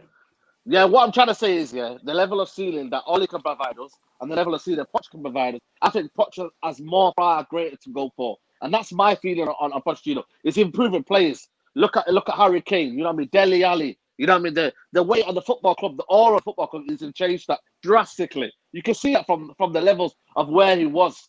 Imagine every year in the top 4, guaranteed in the top 4 with the budget he spent on. And that's my issue. We're making Ole Gunnar Solskjaer look better with the signings available. But we're telling me, Daniel James yesterday, yeah, Daniel James for me, the level of coaching for Daniel James, yeah, is absolutely atrocious, mate. It's absolutely atrocious. Because for me, yes, he's a bad player. Hold on. Yeah, yes, he's a bad player. Yes, he's a bad player. Yeah, I understand he's a bad player. But where's Ollie coming into play? Say, listen, stay wide. You're good on the right-hand side. You've got pace. Stay wide. Where's the level of coaching involved in Daniel James? You know what I mean? Rashford yesterday, poor. Absolutely poor. Let's be real, he was poor yesterday. But where's the man manager of Ole Gunnar Solskjaer? Same with McTominay. Same with all the players. Pogba, Bruno Fernandes yesterday, giving the ball away all day. Let me finish. Bruno Fernandes yesterday. No, hold on. Bruno Fernandes yesterday, yeah, was allowed to do what he wants yesterday. He was allowed to do what he wants. That's what happened at Man United Football Club. He should be told, listen, operate between the channels, operate between the lines where you're dangerous. Not pick the ball up from the defensive halfway line. Not from there. Stay where you are. And that, for me, is what's going wrong with Ole Gunnar Solskjaer. He doesn't have a mark on his football team. He doesn't have nothing. It's go out there, lads, express yourselves, hope for individual brilliance, and that's it. And that's why I call it freestyle football. It's as simple as that, man. And you know what is it? I'm not nothing against Ole Gunnar Solskjaer. I wish he did well. I absolutely wish he did well. But there's levels to this, man. And Man United are not his level, man. Let's be real out here, man. Cardiff and Mulder, man, that was his level. You know what I'm saying? You're telling me, yeah, he should be Man United manager with Kieran McKenna, with bloody Michael Carrick as backroom staff, man. That's not good enough for Man United football club, man. Leave Michael Carrick out of this, bro. Nah, man, let's go out here, man. That's a level, man. Michael Carrick, he ain't doing nothing for the football club, man. Neeks has a point. You tell me why Barcelona have sacked their manager, Juventus have sacked their manager, there's another team that sacked their manager. Bayern Munich. Or Bayern Munich even. None of them went in for Pochettino. None of them went in for Pochettino. Different philosophy, style of play. It's all different, man. The Bayern Munich manager, he suits the philosophy of the football club. Same with other people. United have a philosophy. What Bayern Munich are allowed a philosophy, but Man United's not. Man United can't say, you know what? The last 3 managers that we signed were outside of our philosophy in terms of the style of play, the type of recruitment, the type of player in terms of the character that we want around us, and just their general aura around the club. Getting a coach in is different to having a manager. Pochettino has improved players. He has proved that in his career. Yes, fact. Does it mean that he can manage Manchester United at this stage of our juncture? No. But as a manager, forget the coaching part. As a manager, Solskjaer is proving that he can manage the players, he can deal with recruitment, and he can attempt with recruitment. Yes, recruitment. Yes, you remember Maguire. Your favorite player is Harry Maguire, bro. That was. I understand that. But Wan-Bissaka, best defensive right back in the world. Bruno Fernandes, one of the best midfielders in the world. We're going for Jadon Sancho as our main target this summer. Is it his fault? Jadon Sancho. Is it his fault? The type of recruitment we are going for is the right one under Solskjaer. We get in Pochettino. You have no idea if he's going to go for the type of players that Man United need. Can I just say something? Can I just say something? The thing with Ole Gunnar Solskjaer is, obviously, when he first came in, we've had the new manager bounce, as we like to call it. We went on that unbeaten run. And then last season, we said, okay, first full season, you've got a full preseason. All right, cool. Last season, I wasn't expecting us to do much. And I said at the start of the season, I think I said something like 5th or 6th that we would finish. I had 5th or 6th. And I said, it's going to be a season where it's going to be a whole lot of ups and downs. And what happened? That's exactly what happened. We had ups, we had downs. It was up and down, and then we finished 3rd. Cool. So now I'm looking at this and I'm going, all right, Ollie, with the signings that you're going to get, hopefully he will, show us what you got. Because now, if he gets the signings, I'm not going to lie to you guys. I'm going to expect, I want to see stuff now. Because now we're speaking about improvements. We're speaking about improvements last season. This season, I'm going to go, all right, cool. Show me something. Well, I want to see something. Aaron. And I'm gonna as much as wait, let me finish. As much as sometimes I'm looking at the football and I'm absolutely fuming, and I'm not gonna lie to you guys, going into this Champions League campaign, I'm worried. I'm genuinely worried because, again, like you guys know, I sound like a broken record, but we're gonna get one of the big boys, and I pray we don't get Bayern, because we will get absolutely humiliated playing like we played against Palace. But I know it's highly unlikely that, when you play against Bayern Munich, reigning champions, the levels will be up. Everyone will be fired up. I know that. But I'm genuinely worried about the Champions League. But my point with Ollie is, we've seen you talked about improving. Okay, cool. You've done that. We're back in the champs. Show us now what you got. Show us that we deserve to be in the champs. Show us that we deserve to finish. Because someone said, I think, was it Maguire or someone else, said top 3 is good. At the end of the season, said top 3 is good, but now it should be a minimum requirement. Show us that this season. And I'm going to keep my options are open. Point, I'm going to, do you know what I mean? I'm not going to say... I don't think Meeks would disagree. If we get Sancho and we get a left back and maybe even a centre back, we wouldn't disagree. Our expectations would rise. We don't have those things yet. Yo, let's welcome the Don in the stream. Let's welcome Terry, man. Looking. See, my problem with the reason why I was trying to interrupt Said is because he kept bouncing from the original point. You brought up Pochettino's ceiling. Remind me what his ceiling was. What ceiling of coming? What did he come third consistently? Champions League football, improving the players, nearly a title challenge when Leicester won the league. You know what I mean? They didn't have a proper title challenge. Was there a league title or a Champions League winners medal at the end of it? Or obviously that's that's in hindsight. Hindsight is a wonderful. No, it's not hindsight. We know Pochettino hasn't won anything, and you said yourself your window's 2 years. I've said this before you even come on the platform months ago. People that want Pochettino, their expectations would jump just like that. And this squad, as it stands, is not ready for that. That's why Ollie is the right man now. That's why he's the right man now. And the fact you don't give him any credit for improving, Martial's improved under Ole Gunnar Solskjaer. Rashford's improved under Ole Gunnar Solskjaer. Our defense as a team, factual. Forget opinions. Numbers are numbers. You know, people lie, numbers don't. Third best defense in the league. These are facts. These are facts. You're not happy with the style of football? Fine, that's a debatable topic. But him improving Manchester United and this idea you have as Poch is a messiah that will come in and take us to the promised land, I think you're misguided, bro. I'm not going to lie. I don't think Poch, in 2 years, if like Neeks' point, if we sack Ollie and we get Poch, we'll be in the same position 2 years from now. You'd be calling for Poch to get sacked. No. Definitely not. What about? I'm just saying. What about? Aaron, quick one, Aaron. Quick one before you go on.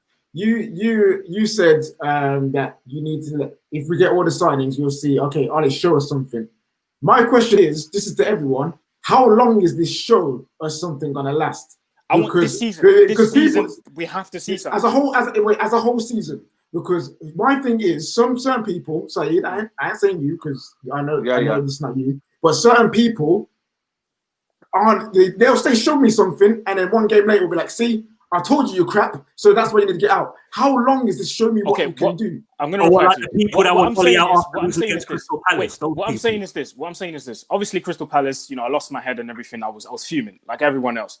But what I'm saying is this: if he gets his signings, I don't want to. What I'm saying is this: I don't want to sit here next year with you guys doing the same live stream and still talk about improvements. I want to sit here next year with you guys and talk about, remember when we won that trophy? Remember how far we went them champs? Remember how? Do you know what I mean? I want to sit here next season and say that.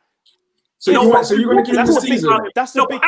Aaron, no, I'm sorry, bro. But we will be talking about improvements from wherever we end up. So if we hit third again and we have a title challenge, then naturally we'd say the improvement is we win the title. But my thing is this season, and I've said this to Terry last time on Twitter, and I said, because he asked me about my expectations. With the signings that we should have, I need to see either a title challenge or whether it's the FA Cup or League Cup, I don't care. But I want to see a trophy. Like, honestly, I'm telling this to you guys. I want to see a trophy. So you're saying you're giving Ollie this if he gets all of his things, you're giving Ollie this entire season. Yes. To win a trophy. To win a trophy. Aaron, can you just, because everyone's definition of a title challenge can be different. What's your definition of a title challenge? If we let's just say we get Tellers and Sancho, because I don't think we're getting a CDM or a centre back. What's your definition of a title challenge in that situation? My definition of a title challenge is going toe to toe with Liverpool and City. And but be specific. Like 30 games to go, 35 games to go, last game of the season. Like that's what I mean. Like when do we fall off? When are we no longer title contenders? At what point of the season? That's what I mean. What's your definition of a title challenge? It's hard to say, man. But it should be, let's say, round about February, March, when that's so usually. I call that the Arsenal standard, because that's what Arsenal used to do when Wenger was taking them up. You all remember, right? Arsenal, February, March. They win the title challenge. Champions League comes back around, have back-to-back away games, and they out of every competition in 2 weeks. Exactly. Let me say this: we get Sancho and Tellers. I'm with you on that as a title challenge for this season. Oh, I've said it. I've said it. Yeah. No. But I mean, that stands for me. February, March, we can't be out of it in December, can't be out of it in January. February, late March, we should be in it. And then next season, it has to be last 5 games. Same question for you, bro. Guys, before we get to say, let me get Terry's thoughts on, because he just joined. Terry, you've been listening. Yeah, I listened diligently. I think what I find interesting about all of this is, and this isn't anybody specifically on the stream, it's United fans in general. So I'm sitting here and hearing we need Tellus, we need Sancho, we need a CDM, we need a centre back, we need a backup striker, or another striker. People say these things. That's 5 players. It's half your team.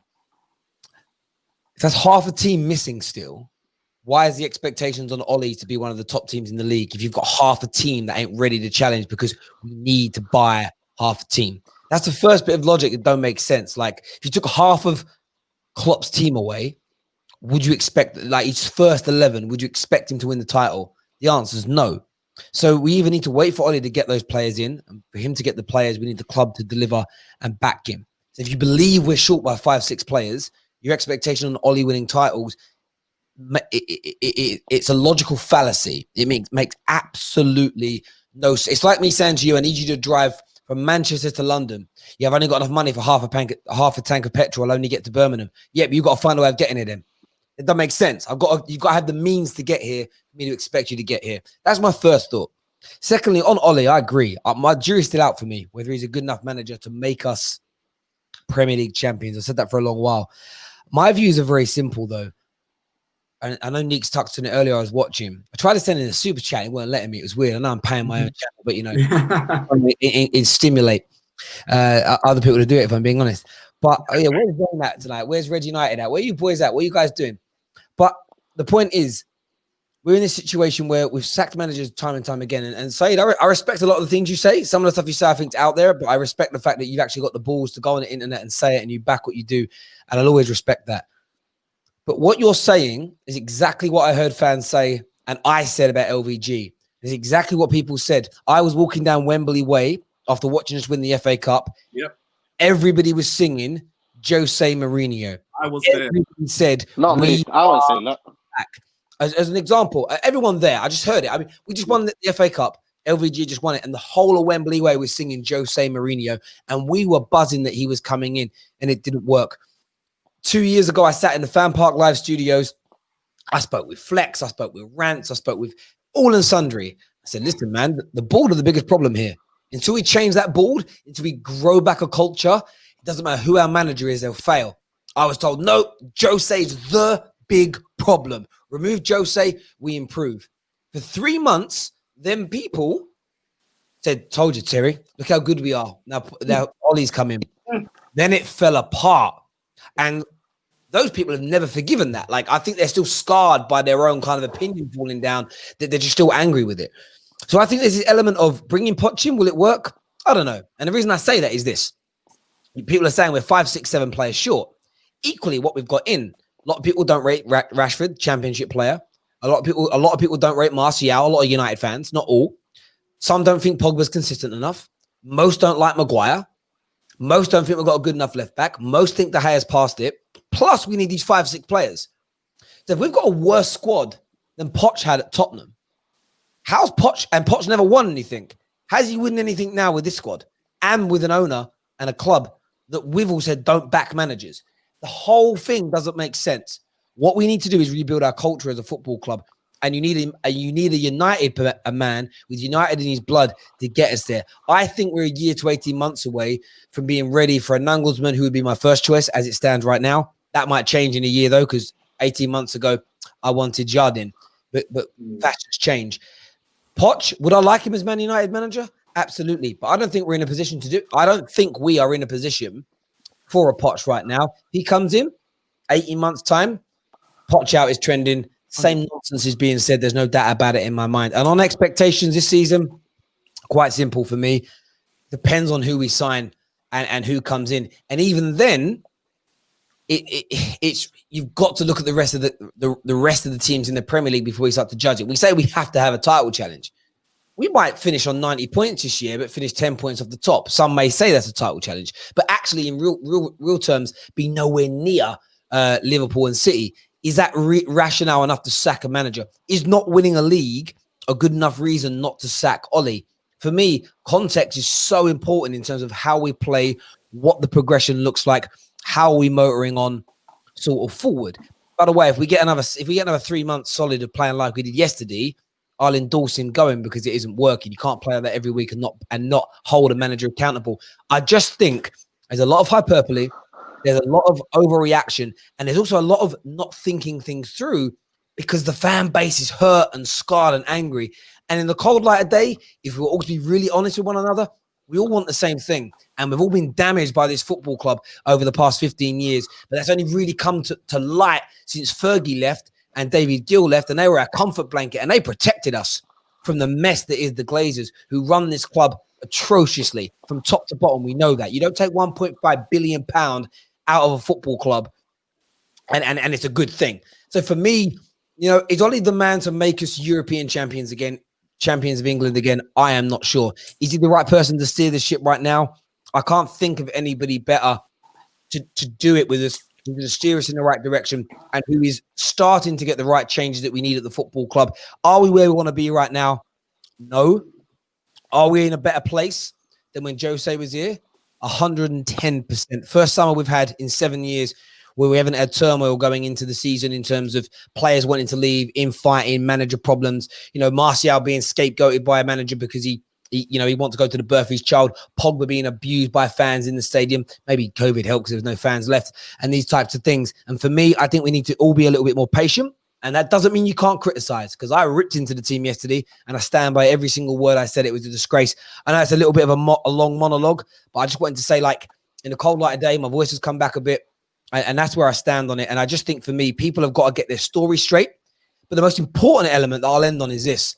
Fans have got to stop abusing and berating these players. We are damaging the players every bit as much as the Glazers are.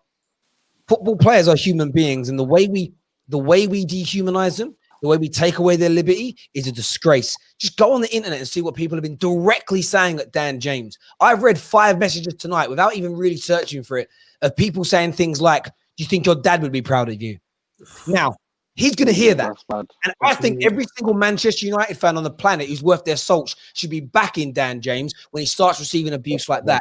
They won't, because it's not fashionable. The same as when Fellaini signed a new deal for us in the summer of 2018. I was disappointed. But did I stand up and back him when fans were wishing cancer on him every single day of the week? Because that's where you back your own, regardless of whether you like them as football players or not. For me, psychologically, our players are under more pressure than ever. And the example is this. I've heard United fans say, if Ole wins a Premier League title, they're still Ole out. Now, that is the most ridiculous and unrealistic expectation that has ever been set. How can you demand someone wins a title and still not back them afterwards? We do the same thing to our players. Rashford has to score every game, otherwise he's chastised. Maguire literally has to be Beckenbauer, as you sometimes refer to him. Otherwise he's ripped apart. He has to be the best in the world or he's ripped apart every single week. The expectations are beyond delusional. If you explained your expectations to a clinical psychologist, they would lock you up. They're ridiculous. We take it out on the players and we damage their psyche. Footballers have been saying for years now, what they see on social media, what's pumped into them, damages them. They find it hard, yet we perpetuate the situation by never backing them. You add all those things together, that's why we are where we are. Simple as that for me. Listen. Glad you got your voice back, Terry. Can I ask you that question? I had to. Can I say that question in terms of, are you, if we get in Sancho, Tellez and whoever else, or we get those kind of signings, are you saying to Ole Gunnar Solskjaer, show me what you've got? Yes? Yeah, of course. Yeah, 100%. Right, so for you, how long is that? Is that the season? Is it up until December? Like what are you saying? I'd probably give it still to December to probably do something. For me, yeah, people assume that. I've never been Ole in. I've never been Ole in, but people assume that because I was there one single Ole's at the wheel. You know what I mean? Yeah, you weren't starting it, bro. You lost the bet. Exactly. And he sang it in front of the Etihad, bro. That was funny. Yeah, but, that was man's ringtone, innit? Saeed, don't try and front. Saeed, that was your ringtone, don't try and front. Let me say about Saeed quickly. What I'll say, Saeed has opinions that I don't necessarily disagree with. But when Saeed says something, like when he did his rant about Rashford, and then Rashford turns up and starts delivering. I've apologized. Exactly. Saeed comes out and says, I got that wrong. And that's, for me, as a Man United fan, that's all I ask people. If you say Ole ain't good enough and the man wins this season, an FA Cup comes third. I'll sing his name, man. Exactly. Yo, someone clip this. Someone clip it. Yo, seriously, man. Yeah. That won't happen, though, by the way. So you said December. What do you need to see by December from Ole if we get the signings we want? I just need to say the basics, man. You know what I mean? I'm seeing a lack of basics. Like I said to you, I've always said Ole Gunnar freestyle because I just don't see anything changing in terms of how we're progressing forward. In terms of, you look at the top 6 managers here. You know what I mean? I'm just flabbergasted there. You know, Ancelotti, Gomez, even Arteta. When you look at the way he's doing a lot of things with that squad there, for me, that's not better than our squad. Yeah, even Arteta, I'm telling you, man, Arteta for me is showing a clear idea, not clear philosophy, but a clear way of playing. Exactly. No, you said it. With the budget he's got, with the budget he's got, and I'm looking at Ole Gunnar Solskjaer yesterday, and people are talking about preparation. People can talk about the best squad. But I just look at yesterday, the way we're playing, man. 4-4-2, yeah. Crystal Palace played a basic 4-4-2. Let's get it right here, yeah. 4-4-2 basic. Man United did not need a 4-3-3 against Crystal Palace. We was always going to outnumber them in the midfield. We're always going to have the ball with Bruno and Pogba. So there was no point having 4-3-3 against Crystal Palace, who were there to sit back for the break. When they were on the counter-attack again, not one time, guys, and you all seen it, not one time the Ole Gunnar Solskjaer said, listen, I'm gonna stay compact here. I'm gonna change it up a bit. You know what? We're gonna play 4-3-2-1 here. We're gonna play 4-5-1. We're gonna switch it up a bit. That's for me the clear signs of what I think Ole is good enough to change it.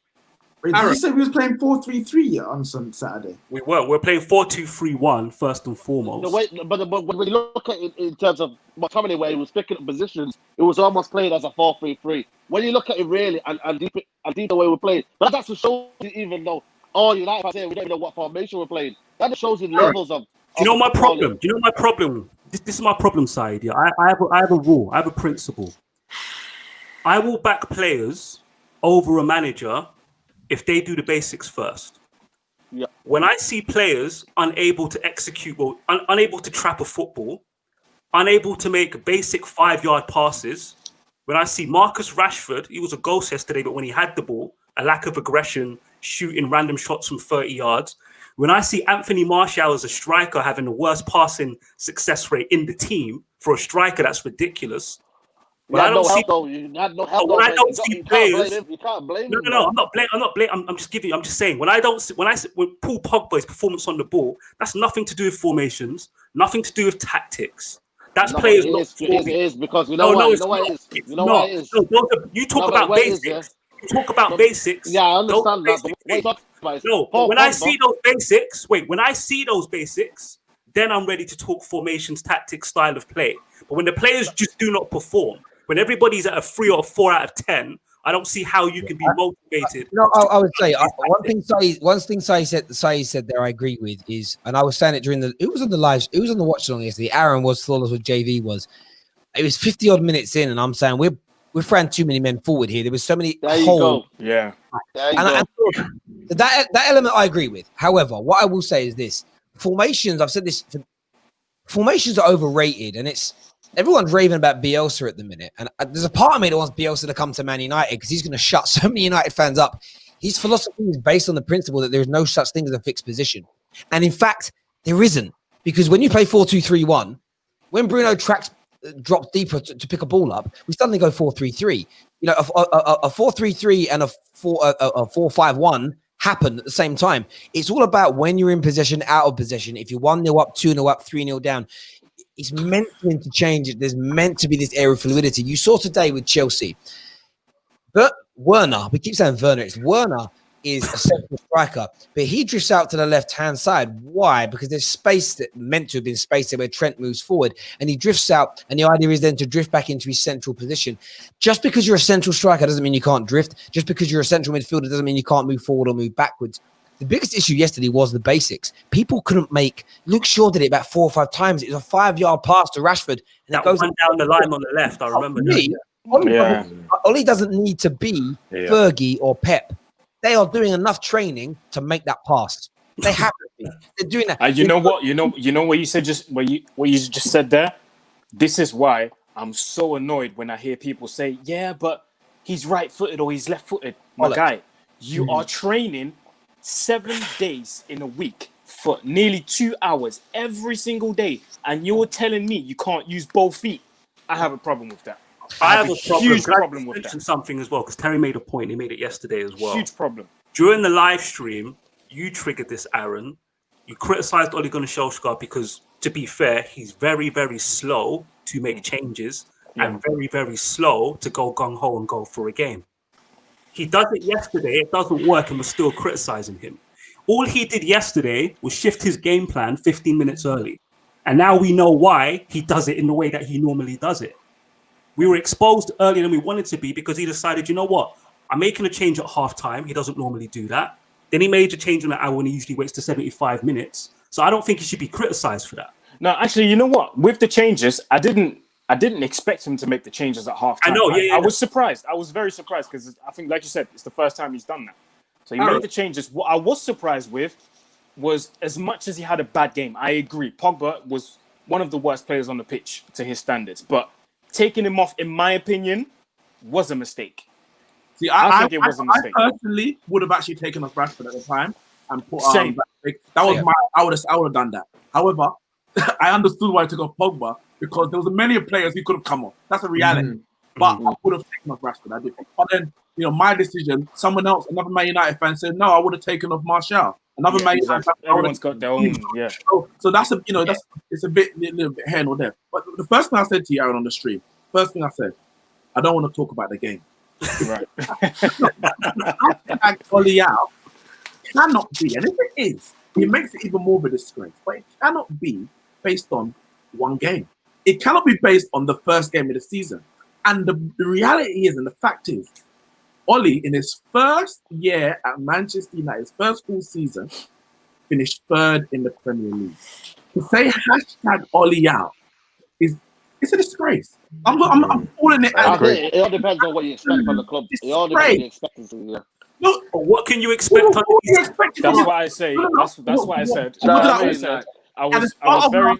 At the start of last season, nobody expected us to be in the top 4. We finished third. People are hashtagging Ollie out after game 1. It's a disgrace. No. That's what I'm saying. That's what I'm saying.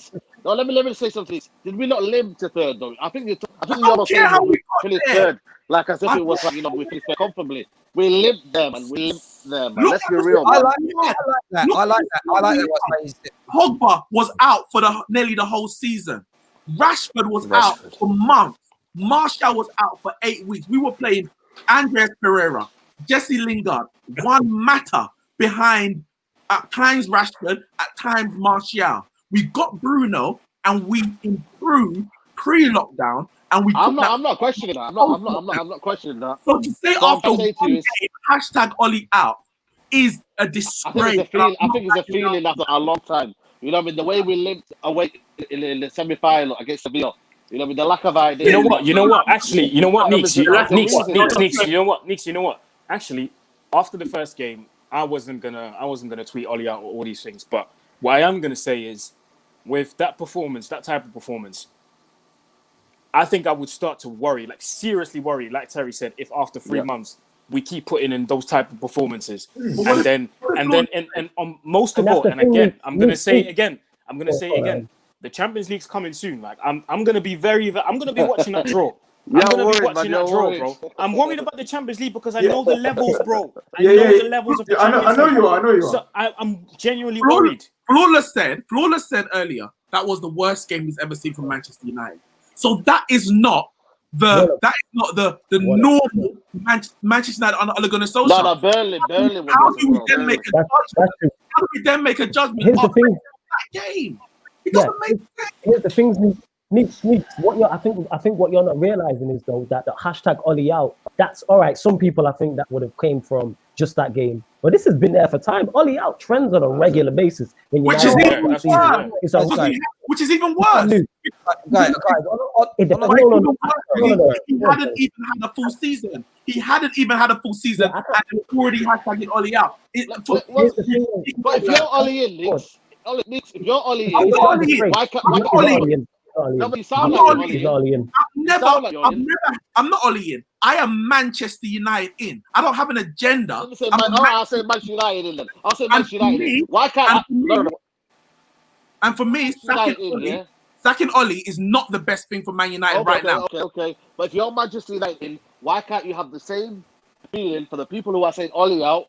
Why can't you have to say, you know what, I respect your opinion, and I can say, you know what, there's a reason maybe for Ollie out. It's the story. I respect people like you. I respect you. Saeed, I don't disregard what you said. My opinion. That's a wrong word. Maybe understand where they're coming from then. Maybe that's but Saeed, where they're coming from. 18 months ago, you told me the same thing. Not you personally, but they said, understand. Those are XYZ. 2 years before that, you said the same thing. There's a time when I have to stop understanding what you're saying because it ain't making sense. No, but you know what it is? I'm experimenting, man. I'm experimenting. I want to ask a few questions here, if that's okay, if I could. Yeah, I think on the game, yes, we were exposed. We went too far forward. However, a lot of times we were exposed is because our players weren't making the basic 2 or 3 or 4 yard passes. Sometimes it's almost like this.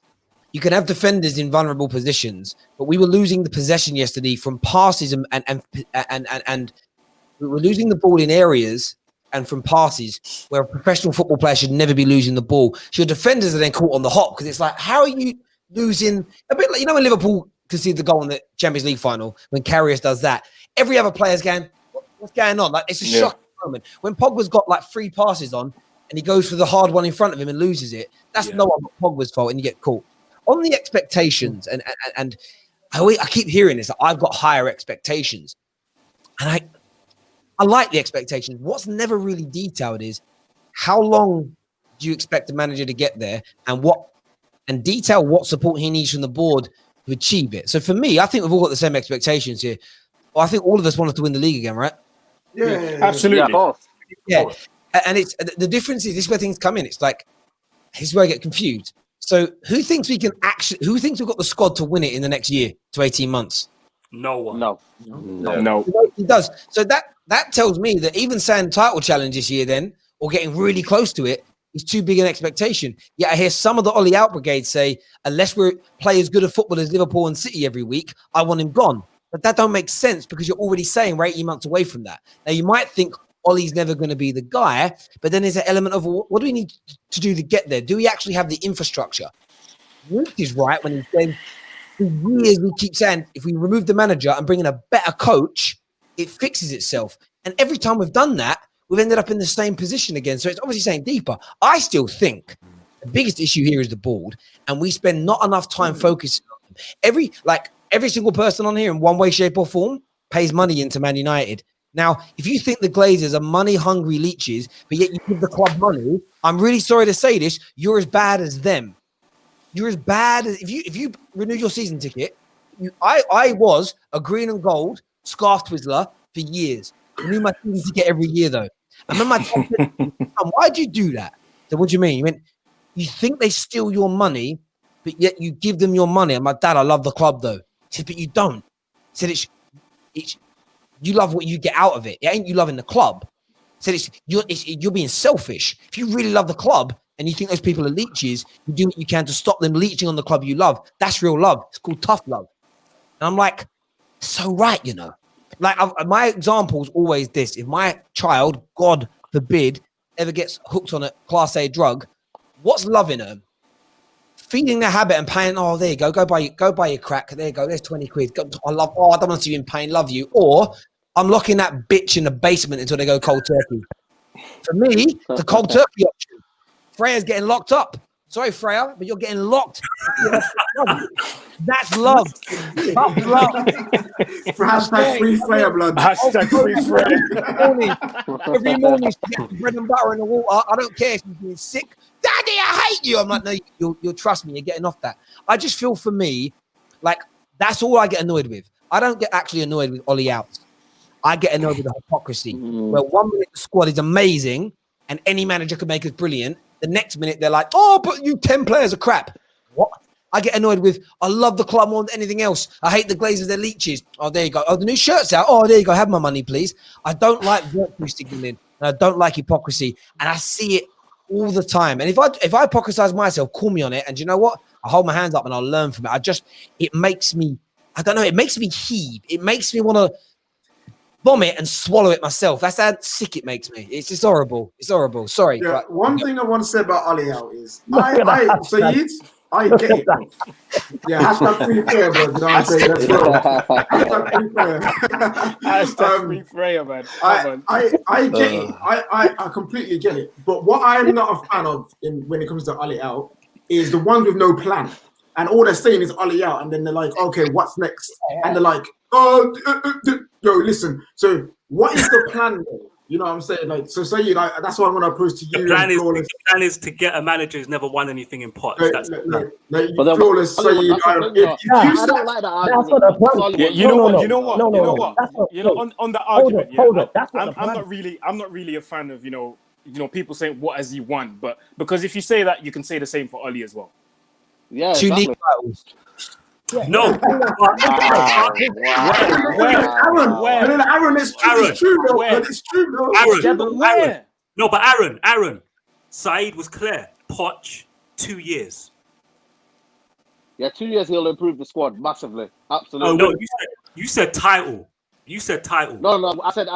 I never said title. I said we can aim for the title in 2 years. 100%.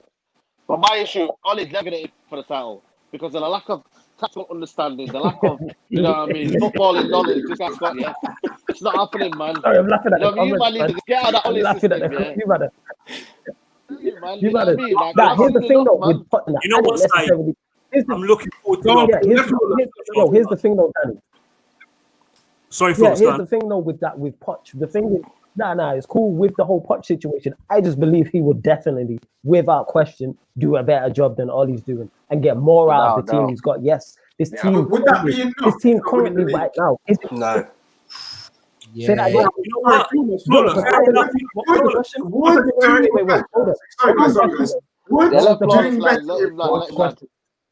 Without winning the league, be enough. Without winning, for how long are we talking about? Because these things are very specific. How long are we talking about? Same amount of time that Ollie's gone and Jose's gone without winning the league. Poch, if he doesn't win the league in that amount of time, is that enough? But I'm not fixated. Obviously, I want Manchester United to win the league, but I'm not fixated on that. I want first and foremost, I want the football to improve. The football is awful. The amount of time the football is awful. So let's just get that. That's just basic 101 to quote my Don Saeed. So we need to that. No, it has been at times. Come on, Danny. We've played games where we've not had a shot on target in 70 minutes. Yeah, you see those type of games as well, man. The majority of the time. Do you know what I mean? The majority of the times. Minus that period we had after lockdown where we slapped teams, minus that period, it's not been good at all. The amount of games I've watched, I can count on both hands and more where we've not had a shot on target in 60 minutes or 70 minutes and things of that nature, or we haven't had a shot in half an hour. And yes, players have to be held accountable, but also the manager has to do it. The football needs to be better. With the players we have, United should be playing better football. I don't think that. Wow. You're an idiot.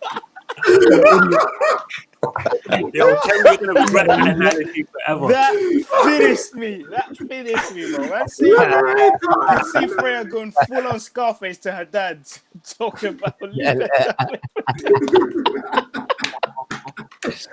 Trust me. Oh my God. Stuff now, she like obviously she's 2, she don't get it, but I'm like, my rule is for my daughter is she can't have a boyfriend until she gets married. I'm gonna be one of them dads straight up. No boyfriend, you're married. Flawless. You see the difference between me and you on a little bit is that you put the playing better football as, it seems like anyway, you put it as the first and foremost thing. You want, before winning, you want to see us playing better football.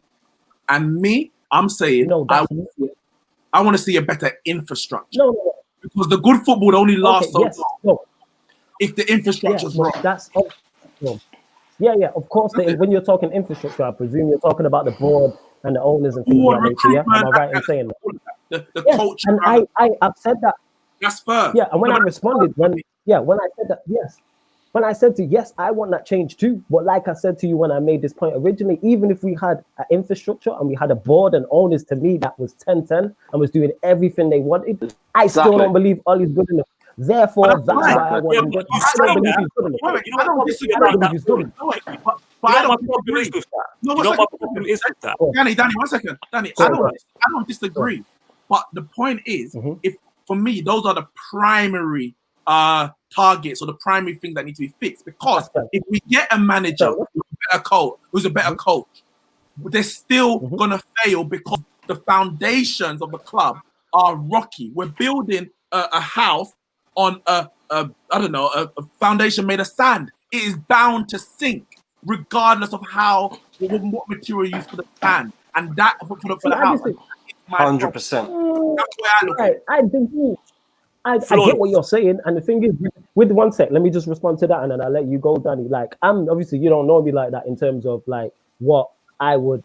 I'm results over everything. Even if United play terrible football, if we won the treble, I would not care in it. I'm results over everything. But obviously, playing good football normally coincides. If we play better football, I should say, would coincide with us creating more chances, therefore scoring more goals, therefore winning more games, therefore accumulating more points. So that's my point on that. Is like I said, even if I believe everything was all, there's no excuse for that. That's not the owner's fault or the infrastructure when you're playing matches and you're not having a shot on target for 60 minutes, 70 minutes. And this is not one or two. This is constant going to Bournemouth and Newcastle. I just think the vision is very short term. If you're just looking at the style of play, I think it's very, very short term, because the style of play, if we buy the wrong players, if we sell the wrong players, if the culture, if the atmosphere in the club then goes to pot, then we're going to sack the manager regardless of how good they play the football. I just think we need to, especially after 7-8 years, we need to start thinking a bit differently. I feel we're just going around. No. Guys, I get what you're saying. Sorry, KJ, before you ask the question, KJ, this is my issue with the football's bad thing. First and foremost, I already know your sample size is going to include a long time when it was Fred and McTominay at the base of that midfield. It's going to include when Pereira, Lingard, and Mata were in the starting lineup a lot. Will include the period when Rashford was injured, Martial had injuries, etc., etc. When we talk about style of football and having players to play that style of football, there's a process that takes place to get there. You can't just get any players. The only manager I've seen in my lifetime, coach a group of random players to a style of football was LVG. Only him. How he had Fellaini and Herrera doing possession football, I don't know, but he done it. But he's a specialist in that way. Generally speaking, most managers need time to get the players they want to have a distinct style of football that's clear and evident every week. Saeed's gone, but he mentioned Arteta before. Have you not noticed Arteta isn't doing free-flowing tick-attack of football at Arsenal no more? Because he's clocked on, you know what, first and foremost, this team needs to be compact and we need to maximize goals from Aubameyang. Because he knows he can't get that team playing the football he wants. Oli inherited... Oli inherited midfielders that don't go together. Matic and Fred don't go together. They don't go together. He inherited Ashley Young and Valencia as fullbacks. Has only had an opportunity to sign one fullback so far. We've got Van der Beek. We've got Bruno Fernandes now. If we get put it this way, if we get Jadon Sancho and we get Tellez and we don't see consistency in the football with a consistent starting lineup, I'll back your point. But until I see the recruitment is consistent over several windows and Oli gets the players that he wants, it's one of those things. For me to criticize a manager for specific things, I need to see certain things beforehand. Do you get what I mean? Yeah, I get your points, guys, and you're going to do this back and forth for the longest thing. So I'm not going to quickly ask this question in it because you man can chat with. All right, so KJ, you know what that is? It's because you already sat on that fence, bro. You hear me? Get off the fence. I'm not saying no. I'm not saying the fence. I've got too many people. Too many people are up in here with get Oli out or get Oli in with no plans, bro. I'm about plan, blood. If you ain't got a plan, don't chat to me, fam. Because my man's just say, yo, hire all next man. Yo, guys. Get off the fence and make your point. Guys. Get off the fence and make your point. All right, listen. I'm joking. KJ, my done people. KJ, what I'm going to ask is this. Would you take sacking Oli now, getting Poch and winning the title in 2 years, just one title, or sticking with Oli, waiting for the process, get a new manager in a couple of years? That takes 5 years to do that, but we win 3 on the bounce after that. You know what my problem with that question is? You've assumed Poch will win and you assumed Oli won't, based off what? That's why I don't like the question. No. Okay, cool. Whoever the manager is, sack Oli now, win one title in the next 2 years, or wait 5 years and win 3 on the bounce. No matter who the manager is. That's 3 titles. It's more. That's the thing. Okay,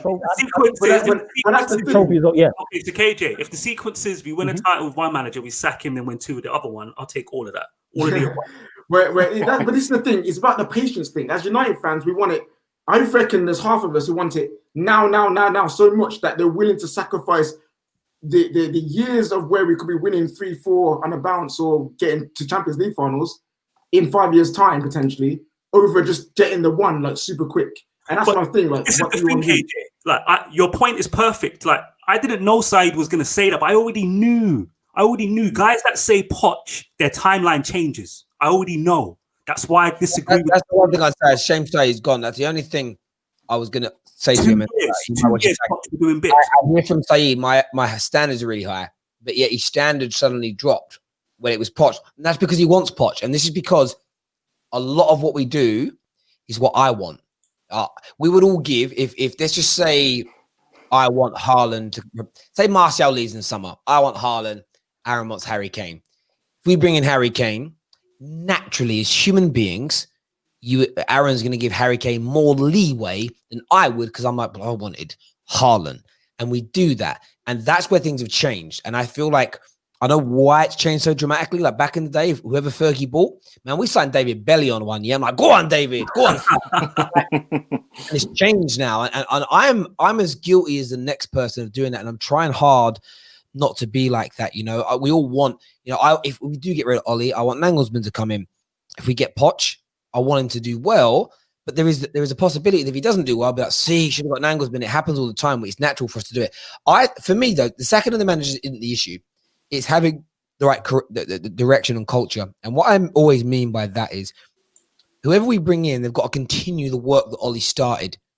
That's why I think Spurs have gone wrong by bringing in Jose. It's a completely new direction. I don't like the idea of that. I think it's a lot of work over and over. Imagine you work in a department of whatever company you're at, and every time a new team leader comes in, you change all your processes. But this is every 18 months. You know how stressful that would be? You know, we've all worked in the company where they've changed your processes, and it's a lot of stress changing everything. Imagine doing that every 18 months, 2 years. I don't want that.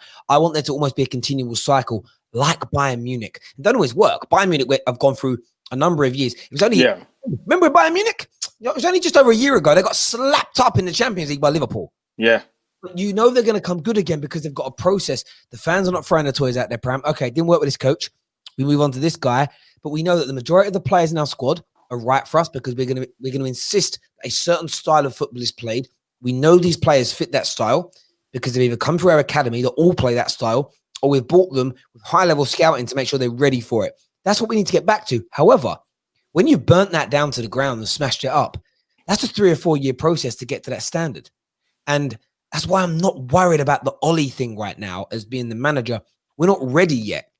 And we know we're not ready yet because look what's going on this summer with the transfers. It was, I was saying, got a good enough squad. We ain't got this, we ain't got that. Well, no managers, if we've got average players and we're 5, 6, 7, 8, 9, 10 players short, we might get slightly better looking football, but the end result's going to be the same. We're not going to win titles. And if the standard is to win titles, then the rest of it don't matter.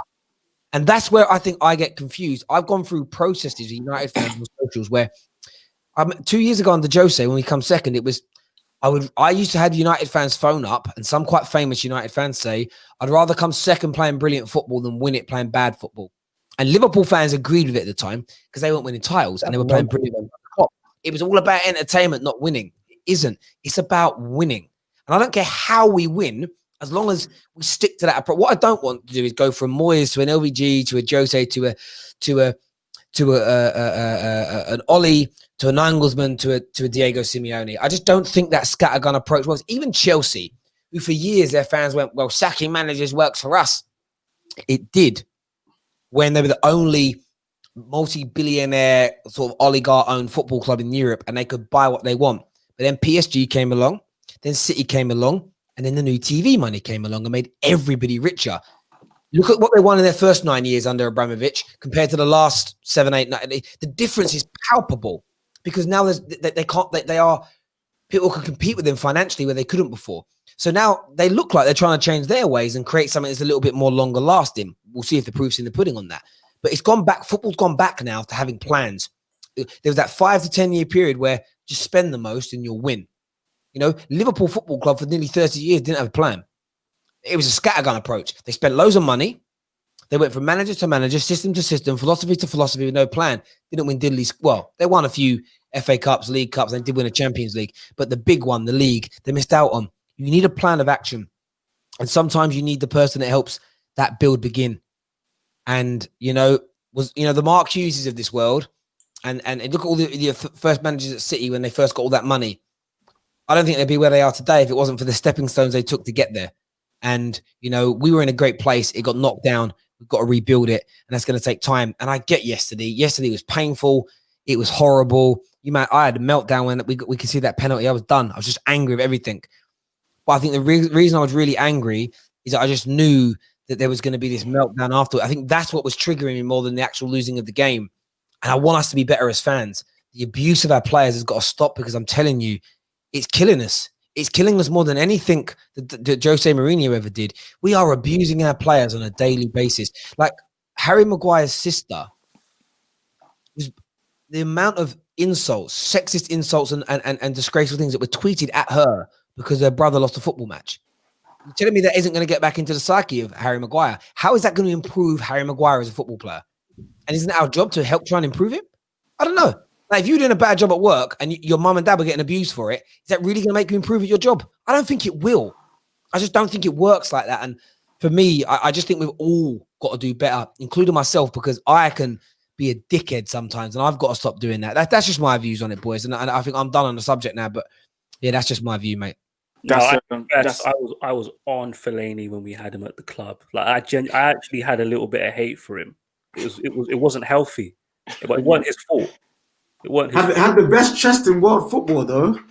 Yeah, but that's why with Daniel James now, I don't criticize Daniel James. No, it is what it is with him. There's no point. That's why I keep it to football. Do you know what I mean? When I criticize players, I keep it to football, and that's it.